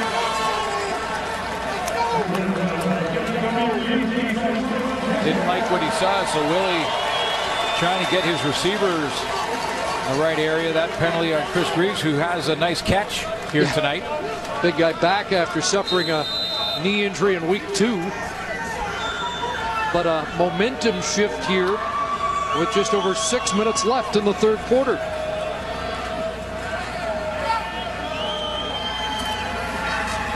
Irulahu, good punt.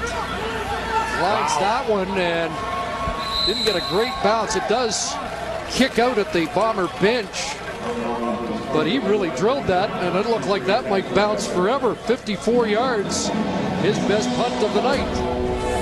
But now the Ticats go back to work.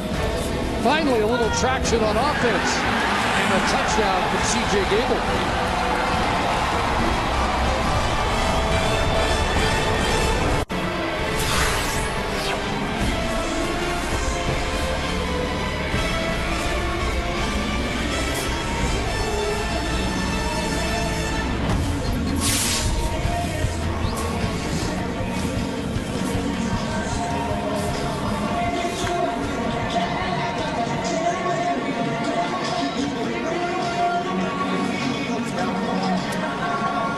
What a great punt by Liram Hairulahu. 54 yards, no return.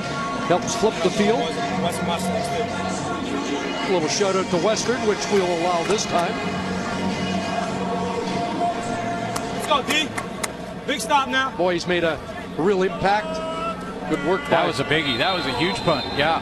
By Kyle Walters and Mike O'Shea to find a guy who is handling dual role now with the injury to Mike Renaud. See if Lefebvre can keep it going. A flag comes down as Gable has another catch. What would be a first down.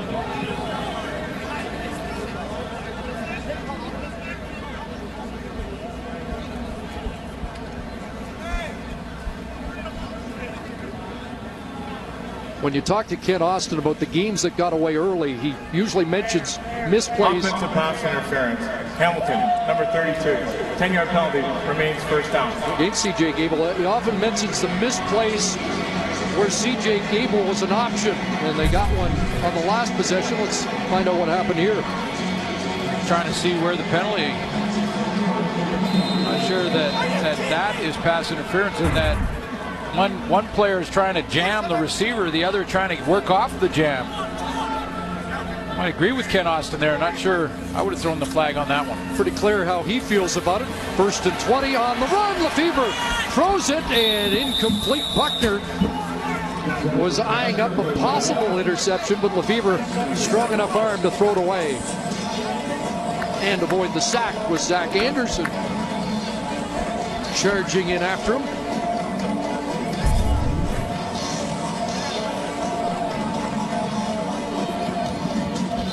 Kind of half roll for Dan Lefebvre, trying to get off the tackle there, but chased down from behind by Zach Anderson.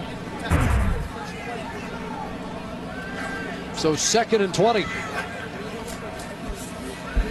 Gable's release late in the pass, incomplete, and that looked like the offense we saw in the first half. Yeah, Jake Thomas tackles C.J. Gable here. He reads the screen, and rather than get sucked in, the idea on a screen is that the defensive line have got to believe that they're just rushing the passer normally, get beyond the line of scrimmage by 3 or 4 yards, and then the back sneaks in behind them and picks up the screen, and then it's one-on-one with linebackers. But that time, Thomas just said, I know what you're doing. I'll just tackle the running back. So the Hairulahu punt, and then good defense, and the Ticat momentum is gone, and Aaron Woods is off and running across midfield. So good field position for the Bombers on their next start.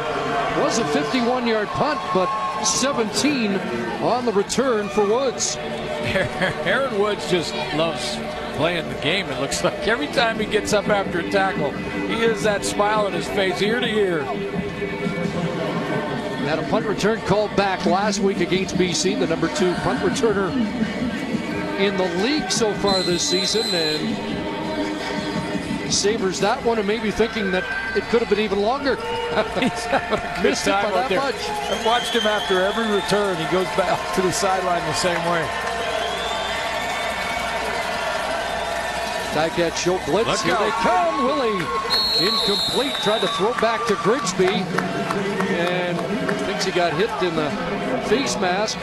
But the heat was on. Yeah, Brandon Stewart's coming, and he's coming from the secondary. And you know, I didn't see exactly. It was kind of his back to us live, but watch Stewart come here now. Does he give him a push in the face?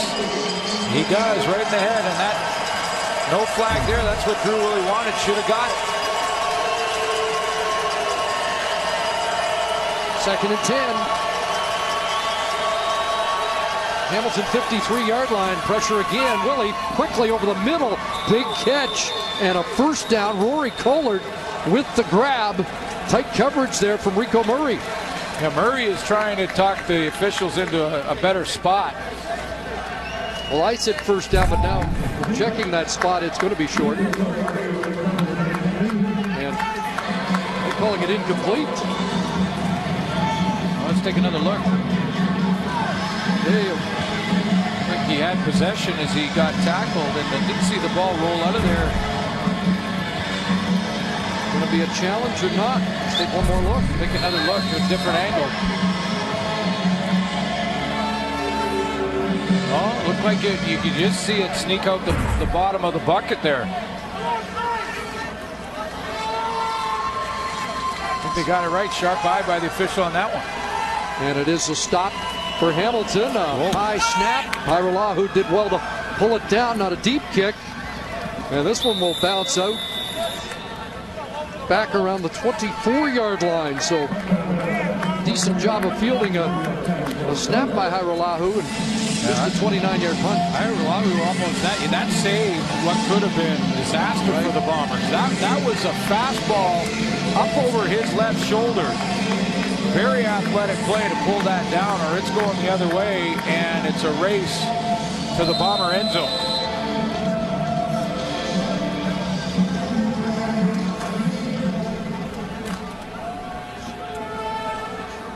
So 3.5 minutes left here in the third quarter. 10-point Winnipeg lead. The Fever had lots of time, but he's not on the same page with Kerry Coke. Nobody within 20 yards of that throw. Well, because of double coverage. On one side of Coke was Matt Buckner. On the other was the safety, Maurice Leggett. He was really the only target. Dan Lefebvre had tons of time to throw the football there, but trying to get that corner route to Kerry Coke between two defenders was just a risk he wasn't willing to take. A good decision not to try and force it in there, but it forces a second along. Lefebvre now 9 of 22 and 91 yards passing so far tonight. The Fever's been downgraded. On time, throws wide open. Catch made. Luke Tasker up near midfield. There's a big one to move the chains. 25 yards. Lefebvre to Tasker. Well, that's two back-to-back plays that Dan Lefebvre has had all day to throw from that pocket. There's been a lot of changes in this offensive line for Hamilton, but they're settling in now. He waits for Tasker as that play develops into the 5th, 6th, to the 10-second mark. Ticats focused an awful lot the last couple of weeks on protection. Feel that Brian Simmons has been a big plus moving inside. And Lefebvre with a quick hitter here and a catch for Coke. Well, just think about all the changes on the O-line for the Hamilton Tiger-Cats in 4 games. This is game number 5 for them. Both their tackles have been changed throughout the game or throughout the season. Figueroa started the year at left tackle, then it went Young, Alford, and now Olsen. Olsen back-to-back games. That's Jake Olsen out of Central Michigan, buddy of Dan Lefebvre. But all the changes in the O-line from week to week, they're settling in the second half. Now 2nd and a yard or so, and a plunge for the first down. I thought I was smart suggesting we circle all the changes, but there'd be too many circles. Circles all over the board. And Dan Lefebvre, after last week's game and the big win, the big yards he put on the board, he was sure in all the interviews to mention his old buddy, Jake Olson. He's got in there playing a tackle. And he did admit that he not only notified the Ticats that Olson would be a good guy to go after, but when Olson was going through other training camps, he was updating Ken Austin on Olson's status, and as soon as he became available, the quarterback got his old blindside protection back. Here comes heat from Zach Anderson. Anderson closed quickly, but Lefebvre somehow got it away. But how about the speed of that defensive tackle? That's exactly what I thought. He just kicked in another gear. He got those arms pumping. And Zach Anderson, watch how he changes speed here. Comes up the field, and then he sees Lefebvre roll. Now he starts pumping them arms and tracks him down. And the former running back is tracked down by a defensive lineman. Another guy from that same conference out of Western Michigan, so he's seen the act before. I love that speed. Final minute, third quarter, 2nd and 10. Lefebvre, he's got Tasker again. He's got a first down. Good note by Bruce Johnson. And a flag comes down. Might be more. Face mask? Well, Bruce Johnson, I don't know if he realized where he was on the sideline there and gave him another shove. Gave Tasker that extra push. I'm not sure if that's what they saw, but it was borderline. Major foul, face mask, Winnipeg, number 25. Half a distance to the goal, first down. Okay, so he did get the hand up in there as well. Third catch for Tasker, 48 yards. And let's check out the infraction. That's the left hand. Bruce Johnson right there. He gets it up, twists Tasker's face mask, and then gives him that extra. There's the extra shove, about 1.5 yards out of the other side of the sideline. Right there. Ball's on the 14-yard line, half minute to go here in the third quarter. And all of a sudden, Ticats can close within 3. Bakari Grant's in the backfield. Now he releases. He's got it. Grant at the 10. And stood up there and tossed back. Quiet night for Bakari Grant, just 2 catches in each of the last 2 games, and that's his first tonight. Interesting part of the field for an offense here is when you can get a first down and have still 3 or 4 yards before you get to that major. So your thought here is you want to fight against becoming impatient and going for the end zone. Just get the next first down, get inside the 5-yard line. Tommy Condell's got to be careful not to get too aggressive. 2nd and 5 from the 9. Gable inside the 5, so he gets the first. Love it. Let's set it down. Yeah. 1st and goal. Now that just keep running your offense. Tommy Condell calls it exactly that way as we end this third quarter. The first down. That was the final play of the third quarter, but the game starts to tighten up. Ticats down by 10, but threatening. 2 yards away from a major score as we head to the fourth quarter.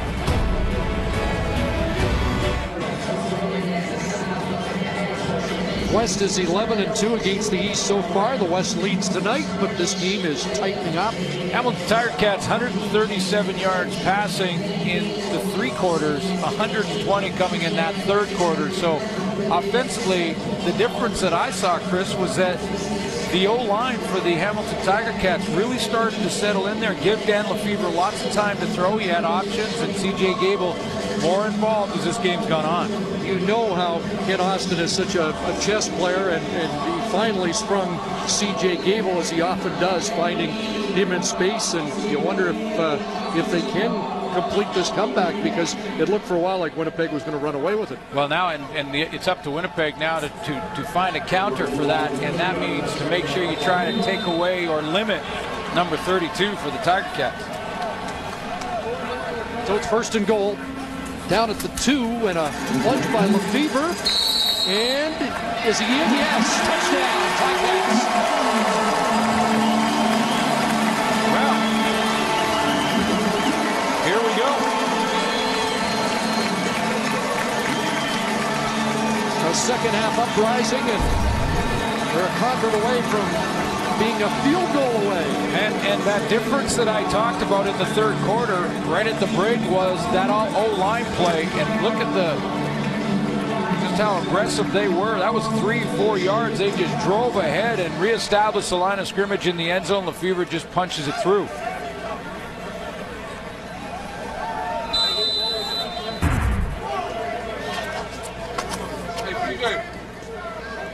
Third touchdown of the year for Lefevre. Medlock point after, and it is 20-17. 8 plays, 81 yards in just over 4 minutes. A couple second half touchdowns for the Ticats, getting them within 3. What does Drew Willie have? How does he counter here? The Blue Bombers have to try and stop this momentum created over the last couple of series, and Drew Willie again hasn't really pushed the ball deep yet. Aaron Kelly would be a primary target, but Clarence Denmark can get in behind coverage as well. They've been sort of settling for dumping the ball to Nick Grigsby a ton. But this is a big drive for the Bombers.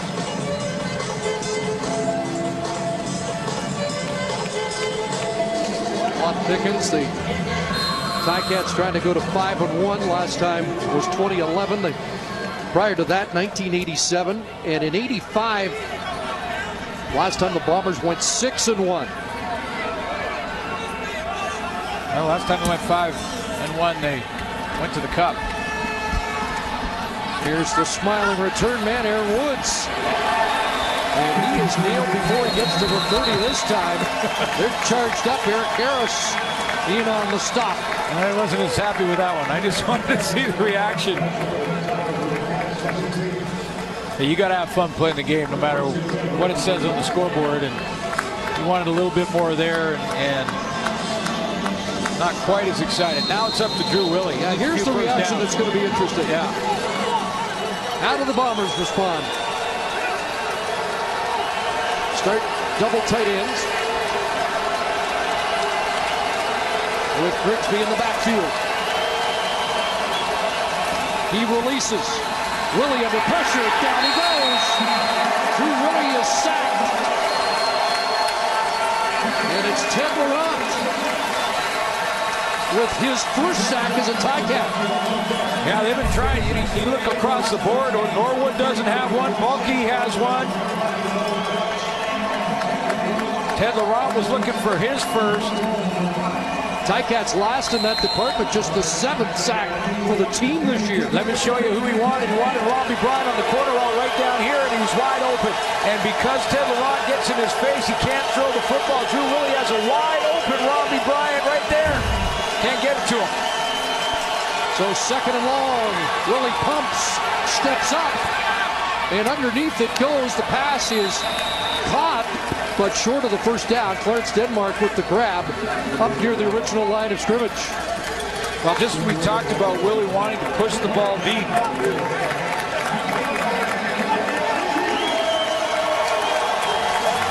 Trying to push the ball deep, and wow, was Robbie Bryant open on that corner.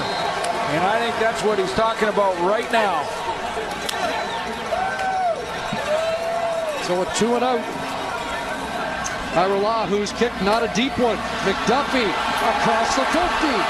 Now midfield, coming back, and away he goes. Look at the speed. He's going to score. Ticat touchdown.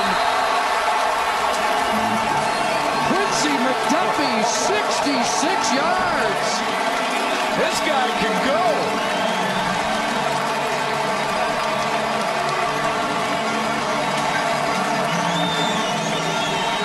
We saw full speed initially on the return. He had another speed on the cutback. I mean, he looks fast here getting outside. Watch the cutback now. He has to start from scratch. Puts it in another gear, and goodbye.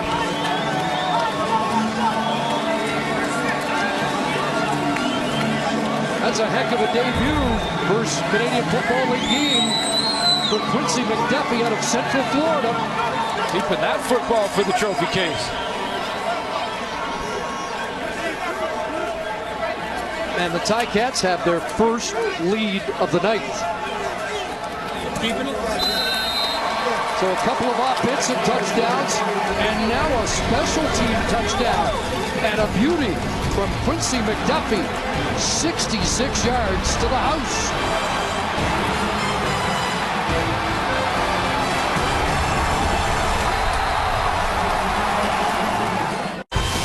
The CFL on TSN is brought to you by GMC. We are professional grade. Oh, what a turn of events. Drew Willie wants a deep Robbie Bryant. Can't get him because he gets sacked. They end up punting. That was some kind of speed. Ticats now with 14 points in the last minute, 54. And 3 touchdowns in under 11 minutes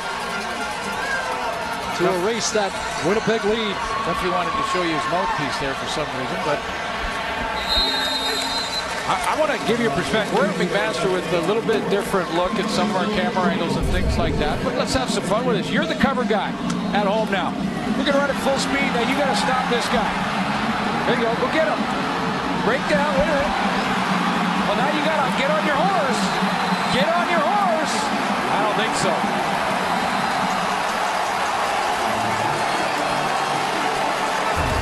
Waiting for the first C I wouldn't want to be in 2014. That was great speed. There's a guy who can pick him up, put him down, but he'll be dropped by a little bit of linebacker Marcellus Bowman. Nick Grigsby has 5. Well, just how quickly it turns. I mean, Drew Willie hits Robbie Bryant. It's a different ballgame right now, and who knows? Now Ticats continue with their momentum, and this is a huge second down.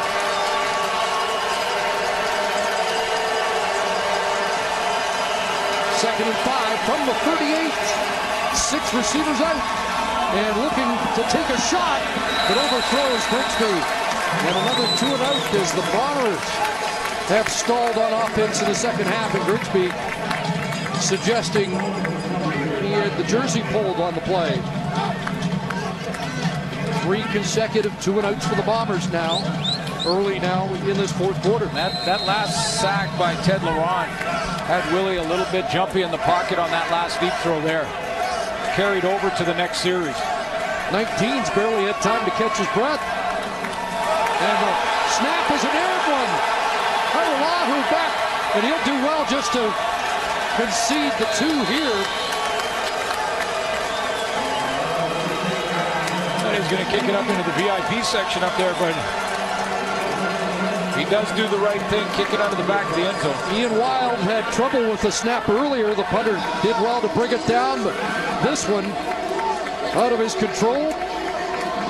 And it's a 6-point Ticat lead as it starts to unravel here for the visitors at Ron Joyce Stadium.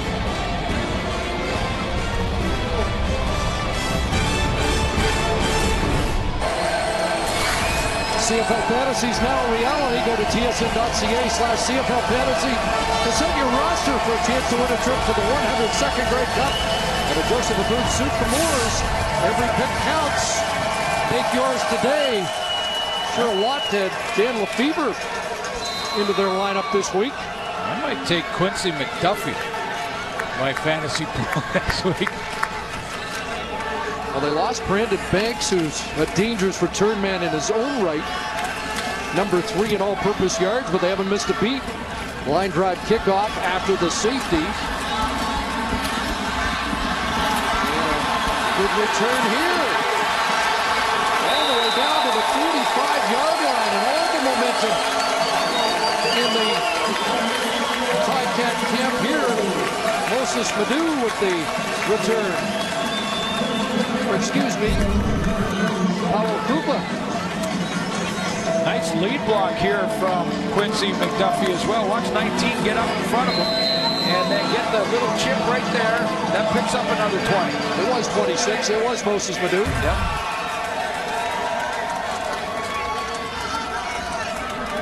Back up to C.J. Gable, who's now in. And release from the backfield for Lefebvre. Drops it over the middle. Big room for Bakari Grant. First down. Cut down by Chris Randall at the 35, but Grant's got his second catch of 12 yards. You know, this second half, there's been some open receivers for the Ticats that have been too open. And what I mean by that is just, you know, whether you're in a man concept defensively or a zone concept, there should be someone close in the vicinity. You see Grant come out here, there's not a player around him for about 15 yards. Now double tight ends, 1st and 10. And to the wide side, and Grant's got another catch. Matt Buckner pulls him down. Last year, 974 yards for Grant. Did not play in the final game, which would have likely put him over 1,000. Greg Ellingson was close to returning to the lineup, had the flu, missed last week, but decided to stick with the same guys, keep Kerry Cope on the roster because of the win last week. See, Tim O'Neill's gone to center, and Landon Rice, the Manitoba Bison product, is now in at left guard. So Mike Filer went the first half, but they've changed things up in the second. Second down. Lefebvre running out of time, running out of the pocket, and with flags down, he'll get brought down at the 25, close to a first down. Did get first down yardage, but the flags are in that offensive line area, which would indicate holding.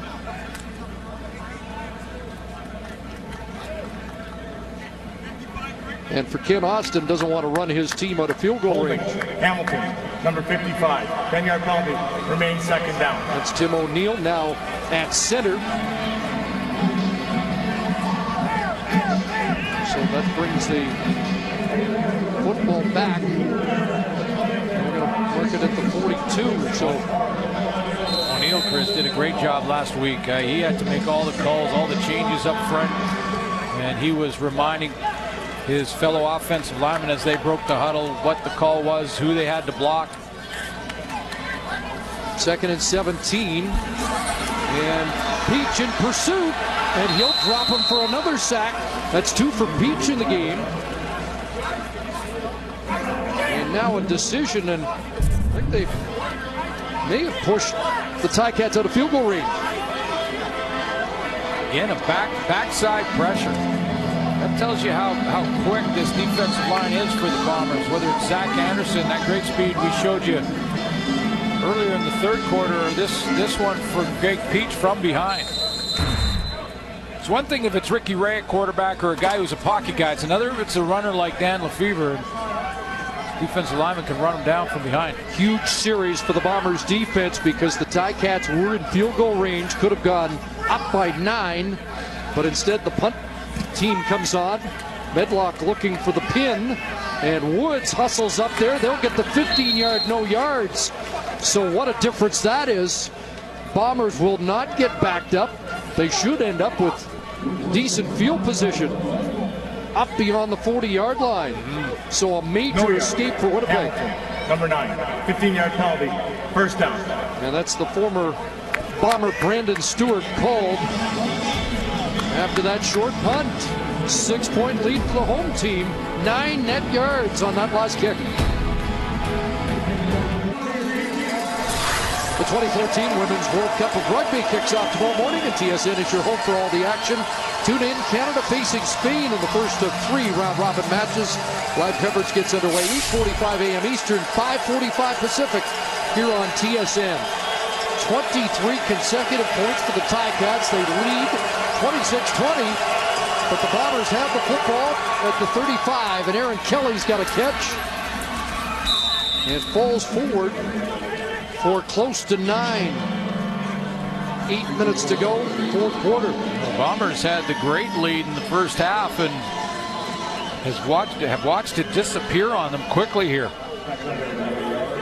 Not being able to stop this momentum from Hamilton once they got C.J. Gable on that first touchdown down the middle.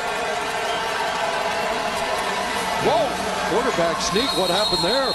Ball came loose. Ticats say they've got it. And from the bottom of the pile, Brian Hall, but there is a flag, and was Hamilton offside? I was going to say, it looked like there was contact made before the ball was even snapped. Willie didn't even get it.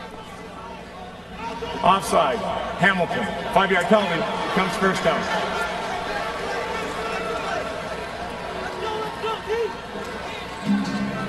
And I think it was Brian Hall.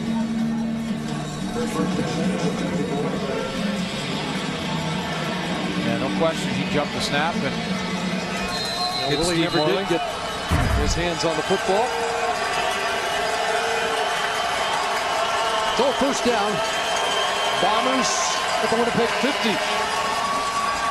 And they'll go to Robbie Bryant. Got away from Delvin Rowe and down the sideline. Bumped out by Stewart, but into Hamilton territory for the veteran Robbie Bryant in his second tour of duty with the Bombers. Been matched up on Delvin Rowe all night long, and we haven't talked much about him other than when he was open and Willie couldn't hit him on that corner route. Now that was not against Bro. So when he's gone to the short side and it's been one-on-one with 27, he had the bad penalty. That's the first catch in that matchup. Twice a 1,000-yard season, once in Winnipeg when he had 1,206 yards in 2008. Now Grigsby inside and game tackled there. Brian Bulkey amongst the tacklers. Ticats without Craig Butler, Canadian safety, and Hassan Azimi, a defensive tackle. And yesterday, Ken Austin stressed that these were a couple of key losses because of different formations they could use, bringing in Canadian talent. Neil King's been okay so far in this one tonight. Second and 8. Open Fioli, Gadino, and he dropped the football loose. Rico Murray gets on it. Murray with the strip, and he comes up with the recovery. After Fioli, Gadino had the catch. And the first down. The catch and the first down, and this is what happens when you continue to hustle. We'll take another look, see that he wasn't down by contact, but Rico Murray beat on the throw and the catch, but that ball clearly out before the knee touches, and then he recovers it, rips it away from the goalie on the ground.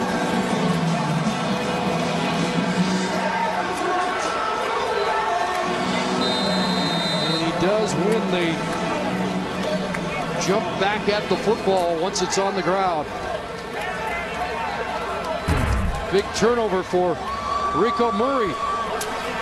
A fumble recovery to go with 2 interceptions on the season. 6 minutes to go. Ball back in the hands of the team that leads. Bakari Grant meets up with Matt Buckner. If you hustle, good things will happen, right? I mean, Rico Murray's beat on it out for a first down there. Great throw by Drew Willie, and because he keeps hustling, keeps working at it, he gets the strip, he keeps hustling beyond the strip. That wasn't good enough. Hustles and wins the fight to the football. I mean, if you keep hustling, you hear coaches say it all the time, keep hustling, good things happen to you. Shout out to everybody back in Ohio. I love y'all. Second and 7. Over the middle. Pass is caught. Nice catch by Kerry Koch in tight coverage. Up against the corner, Chris Randall, and it's a first down, Hamilton. Yeah, you're going to love these type of plays because no one really gets beat here. I mean, Randall's right in great position. He's covering as well as he can cover. Good strong hands by Kerry Koch. Makes a play. That's just a good football play by both guys. Now, Bomber fans will say, well, we'd rather have the incompletion. I get it. That doesn't happen every play. It's just good. 2 guys battling.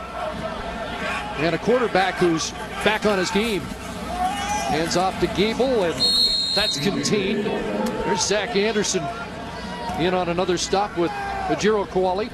Well, you're right. I mean, from the first half till now, first half 4 completions. He's got 13 in the second half with just over 4 minutes to go, 160 yards versus 17 from half to half. I really believe the O-line has been a big difference as they settled in.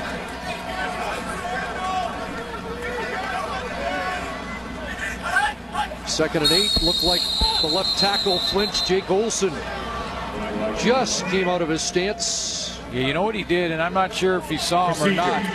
Hamilton, number 50.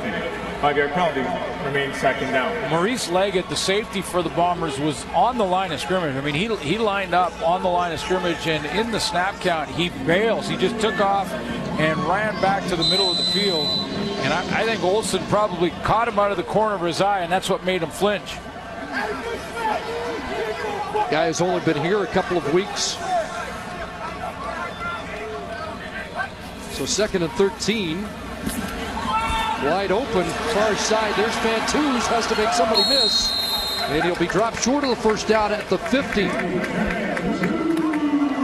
So the penalty is going to end up costing him a possession here. But they put the ball near midfield. Kent Austin. I was going to say, the coach is not seeing the silver lining of the field position here. No, he's not. And he just yelled at his offensive line, no more penalties. And I could hear his voice, not off the microphones. I could hear his voice from across the field. Yes, the unfriendly confines of Ron Joyce Stadium. So Medlock trying to pin. Sails it. Woods at his 13. Aaron Woods gets outside. Flag comes down as he turns the corner and is up beyond the 30-yard line. But that flag in all likelihood is going against the Bombers. 47-yard punt. Woods brought it back 21. Well, there's been some penalties that have been difference makers, and they've all been penalties. During the return, holding, Winnipeg, number 20, 10-yard penalty, first down. Before either fan base gets all fired up about, penalties that aren't penalties, things like that, they were holding calls. They were legal blocks that these players committed that have really been game changers in a lot of ways. 14 for Hamilton. Ended drives, a couple that have continued Drew Willie drives. That one puts him in a hole here. Carl Bolney was the guilty party on that last hold that puts them back at their own 10. Here comes the heat. Willie got it away in a hurry. And the catch is made. As we hit the 3-minute warning, Aaron Kelly the catch. Bombers with the football, down by 6. When we come back to Ron Joyce. Another reminder, Wendy's Friday Night Football tomorrow. First up, Argos and Alouettes. And then it's the Lions and the Stampeders at McMahon. Live coverage gets it away 7 Eastern, 4 Pacific, TSN, TSN.ca, and TSN Go. What kind of finish are we in for tonight? 23 unanswered points by the Ticats. 2nd and 5. Willie steps up. He'll get tossed down. Short of the first down by Eric Norwood. Like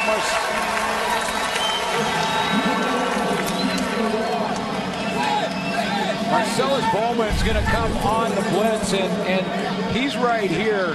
And that initial pressure forces Willie to come up and step up into the pocket. Norwood from the outside. You see Bowman on the blitz as well, and then Norwood slides underneath. Long snap, a good one from Wild. Hairulahu drills it. McDuffie 41-yard line, and he gets tripped up immediately. Don Anamba, who's been good on the teams all season long for Winnipeg. 52-yard punt. 3 on the return. Now the Hamilton big boys, now the focus and the spotlight is on them. It's on in the next 2 minutes and 21 seconds is battle in the trenches. Because if Dan Lefebvre can get that run game going where he runs the option, he has the option to either go to Gable or he can ride beside him and keep the football and run it himself. It's up to the front 4 for the Winnipeg Blue Bombers. Get a quick 2 and out here. And I think the message was delivered. No penalties to those big boys up front. Lefebvre quarterback draw, and nothing there. Stopped right at the line of scrimmage. Greg Peach makes another play, and he's made a few tonight. Well, this will be an interesting play call for Tommy Condell and for Kent Austin, because, with 2:15, you almost want to just play your offense and play aggressively to go ahead and get the first down, keep control of the football. Get too conservative here and just run it. And punt it, you give Drew Willie lots of time. 2nd and 9. Gable takes the swing pass. And they rally to Gable in a hurry. He's not going to get anything. Nothing doing. As C.J. Gable didn't get a block, and Mo Leggett was. Yeah, that's what I mean. That's what I mean. And you know, it's you can be caught either way. Is what I mean. You get too aggressive and throw a pick, and you're second guessed for the entire week. You get too conservative. You run 2 plays that basically don't have much chance. You're giving the ball back to Drew Willie and putting it on your defense now. Bombers call their timeout, stop the clock.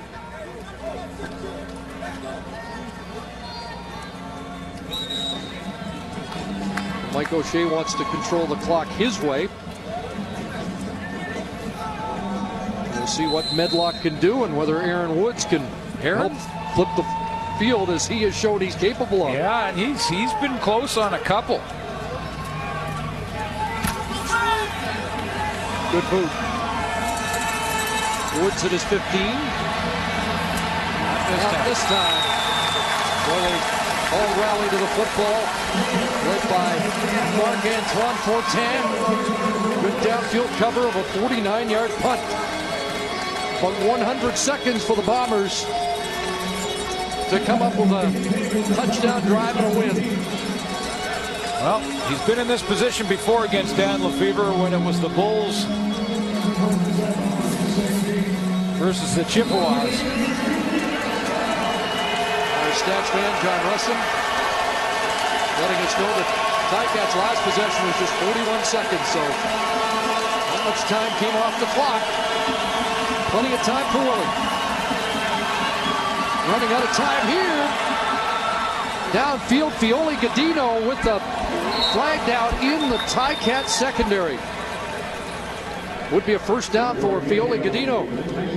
Let's see, the flag is in the secondary of the Hamilton Tiger Cats. First down territory there.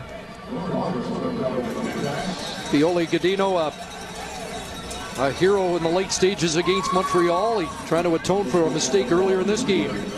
Right now, Neil King is lined up about 20. Illegal contact, Hamilton 0. That penalty is declined. Play results, first down, Winnipeg. Against Rico Murray. Getting that start for Craig Butler. Right now, that safety, Neil King, has been lining up about 15 to 20 yards deep and bailing out of there. There's room over the middle if Willie can get there. Clock starts to run again. Here's Willie, look out. He steps up, and he'll take off. Bowman in pursuit. And Willie will run out of bounds. First down, stops the clock as Drew Willie romps for 15. That matches his longest run of the year. Might not be getting the time to do it, but let me just show you where Neil King is lined up. He's way back here, and look at the distance that he's given. There is room in the middle. If Drew Willie can get an Aaron Kelly or a Denmark and test the young safety, let's see. First down up at the 45. Quick hitter Kohler can't bring it off his shoe tops. 2nd and 10. Now you need an extra second in the pocket to be able to get down 15 to 25 yards down the field and throw one in front of a safety that's playing the way you would expect Neil King to play at this juncture. You're up by 6. You don't want to get beat. You want anyone in behind you. Not many starts for him, but he can say he was a starter in a Grey Cup game last year at Mosaic. 2nd and 10. Cat fans making noise. Willie stands in, throws, and it's complete. It's another first down at the Hamilton 48 for Clarence Denmark. Had to fight off Brandon Stewart. Moves the chains, lots of time in 1:06. And the safety to try and help him over the middle here on this dig route. About 20 yards too deep. 5 catches, 66 for Denmark, 17 on that one. Aaron Kelly slant. Hit by Emmanuel Davis. The catch made at the 42. Looks like Davis has been shaken up. And that will stop the clock. Yeah, and it hits the Ticats hard because now the training staff's out on the field. Well, they're turning back. I'm not sure if he's going to have to go off or not. He is, and Eric Harris. He's got to. So the training staff came halfway on the field. That means he's got to go. It gave Drew Willie time to call the play. Clock starts to run again. 2nd and 5. Here comes Harris off the edge, picked up. Catch made by Grigsby, and he's going to be stopped short, maybe a yard. Good close by Brandon Stewart, and it's going to be 3rd down and at least a couple. Yeah, 3rd and 2.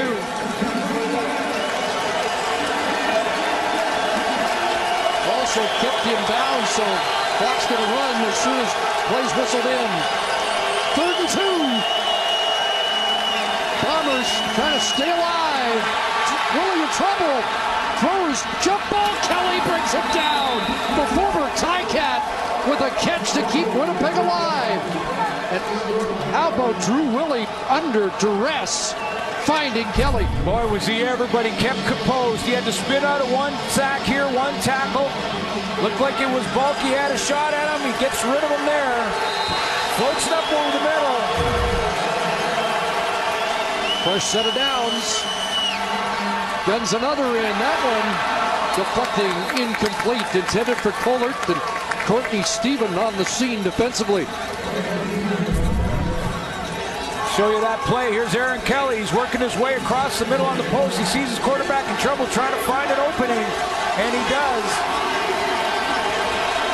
Kelly's 7th catch of the night, a 100-yard game, his 2nd of the season. And exactly 100 against Toronto in the opener. 21.5 to go. Willie at 340 yards passing on the night. But he needs a touchdown to win it. Fioli Gadino holds on. What a catch inside the 5.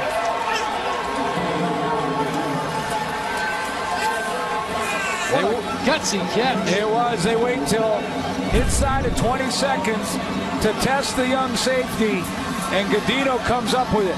He takes the hit from him. Just a step late to breaking that pass up. Clock running. 1st and goal at the 2. Grigsby trying to duck underneath. Can't do it.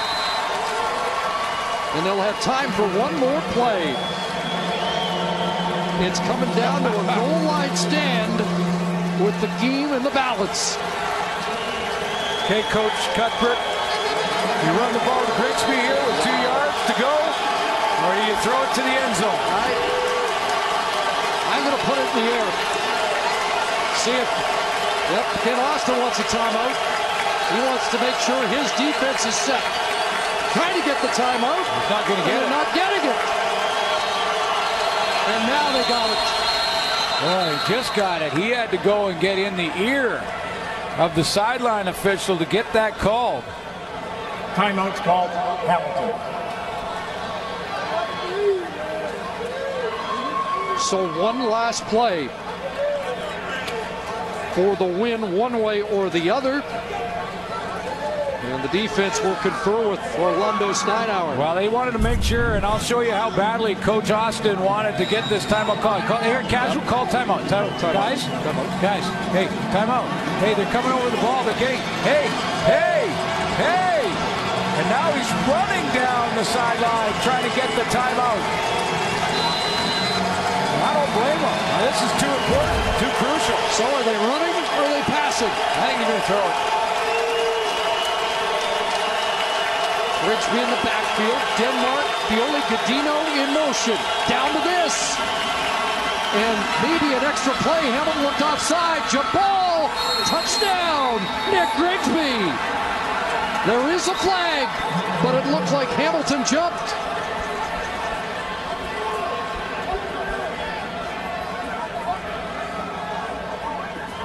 Offside, Hamilton, number 45. That's it. Penalties declined. Touchdown scored. Do convert now. What a remarkable comeback by the Bombers here. And now just a convert away from the win. Nick Grigsby, how he caught this in traffic. He starts out in that tailback spot right in the backfield. He just vacates it, heads for the flat. Arnaud Gascon-Nadeau was offside and then tried to catch up with Grigsby and couldn't do it. Grigsby has a running touchdown, a receiving touchdown, and Liram Hairulahu for the win puts it through, and the Bombers stay unbeaten on the road. Wait a minute, there is a flag. Let's find out what this is all about. Offside, Hamilton, the defensive line, the penalties decline. Wow. Convert scores 1, game is over. 10 plays, 94 yards in 1:40, and Michael O'Shea's Winnipeg Blue Bombers are 3-0 on the road. They're 4-0 against the East and 5-1 on the season.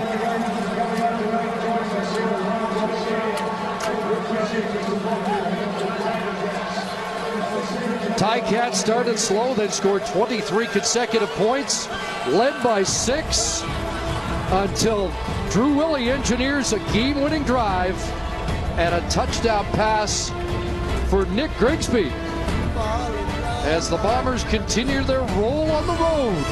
27-26. A thriller here at McMaster.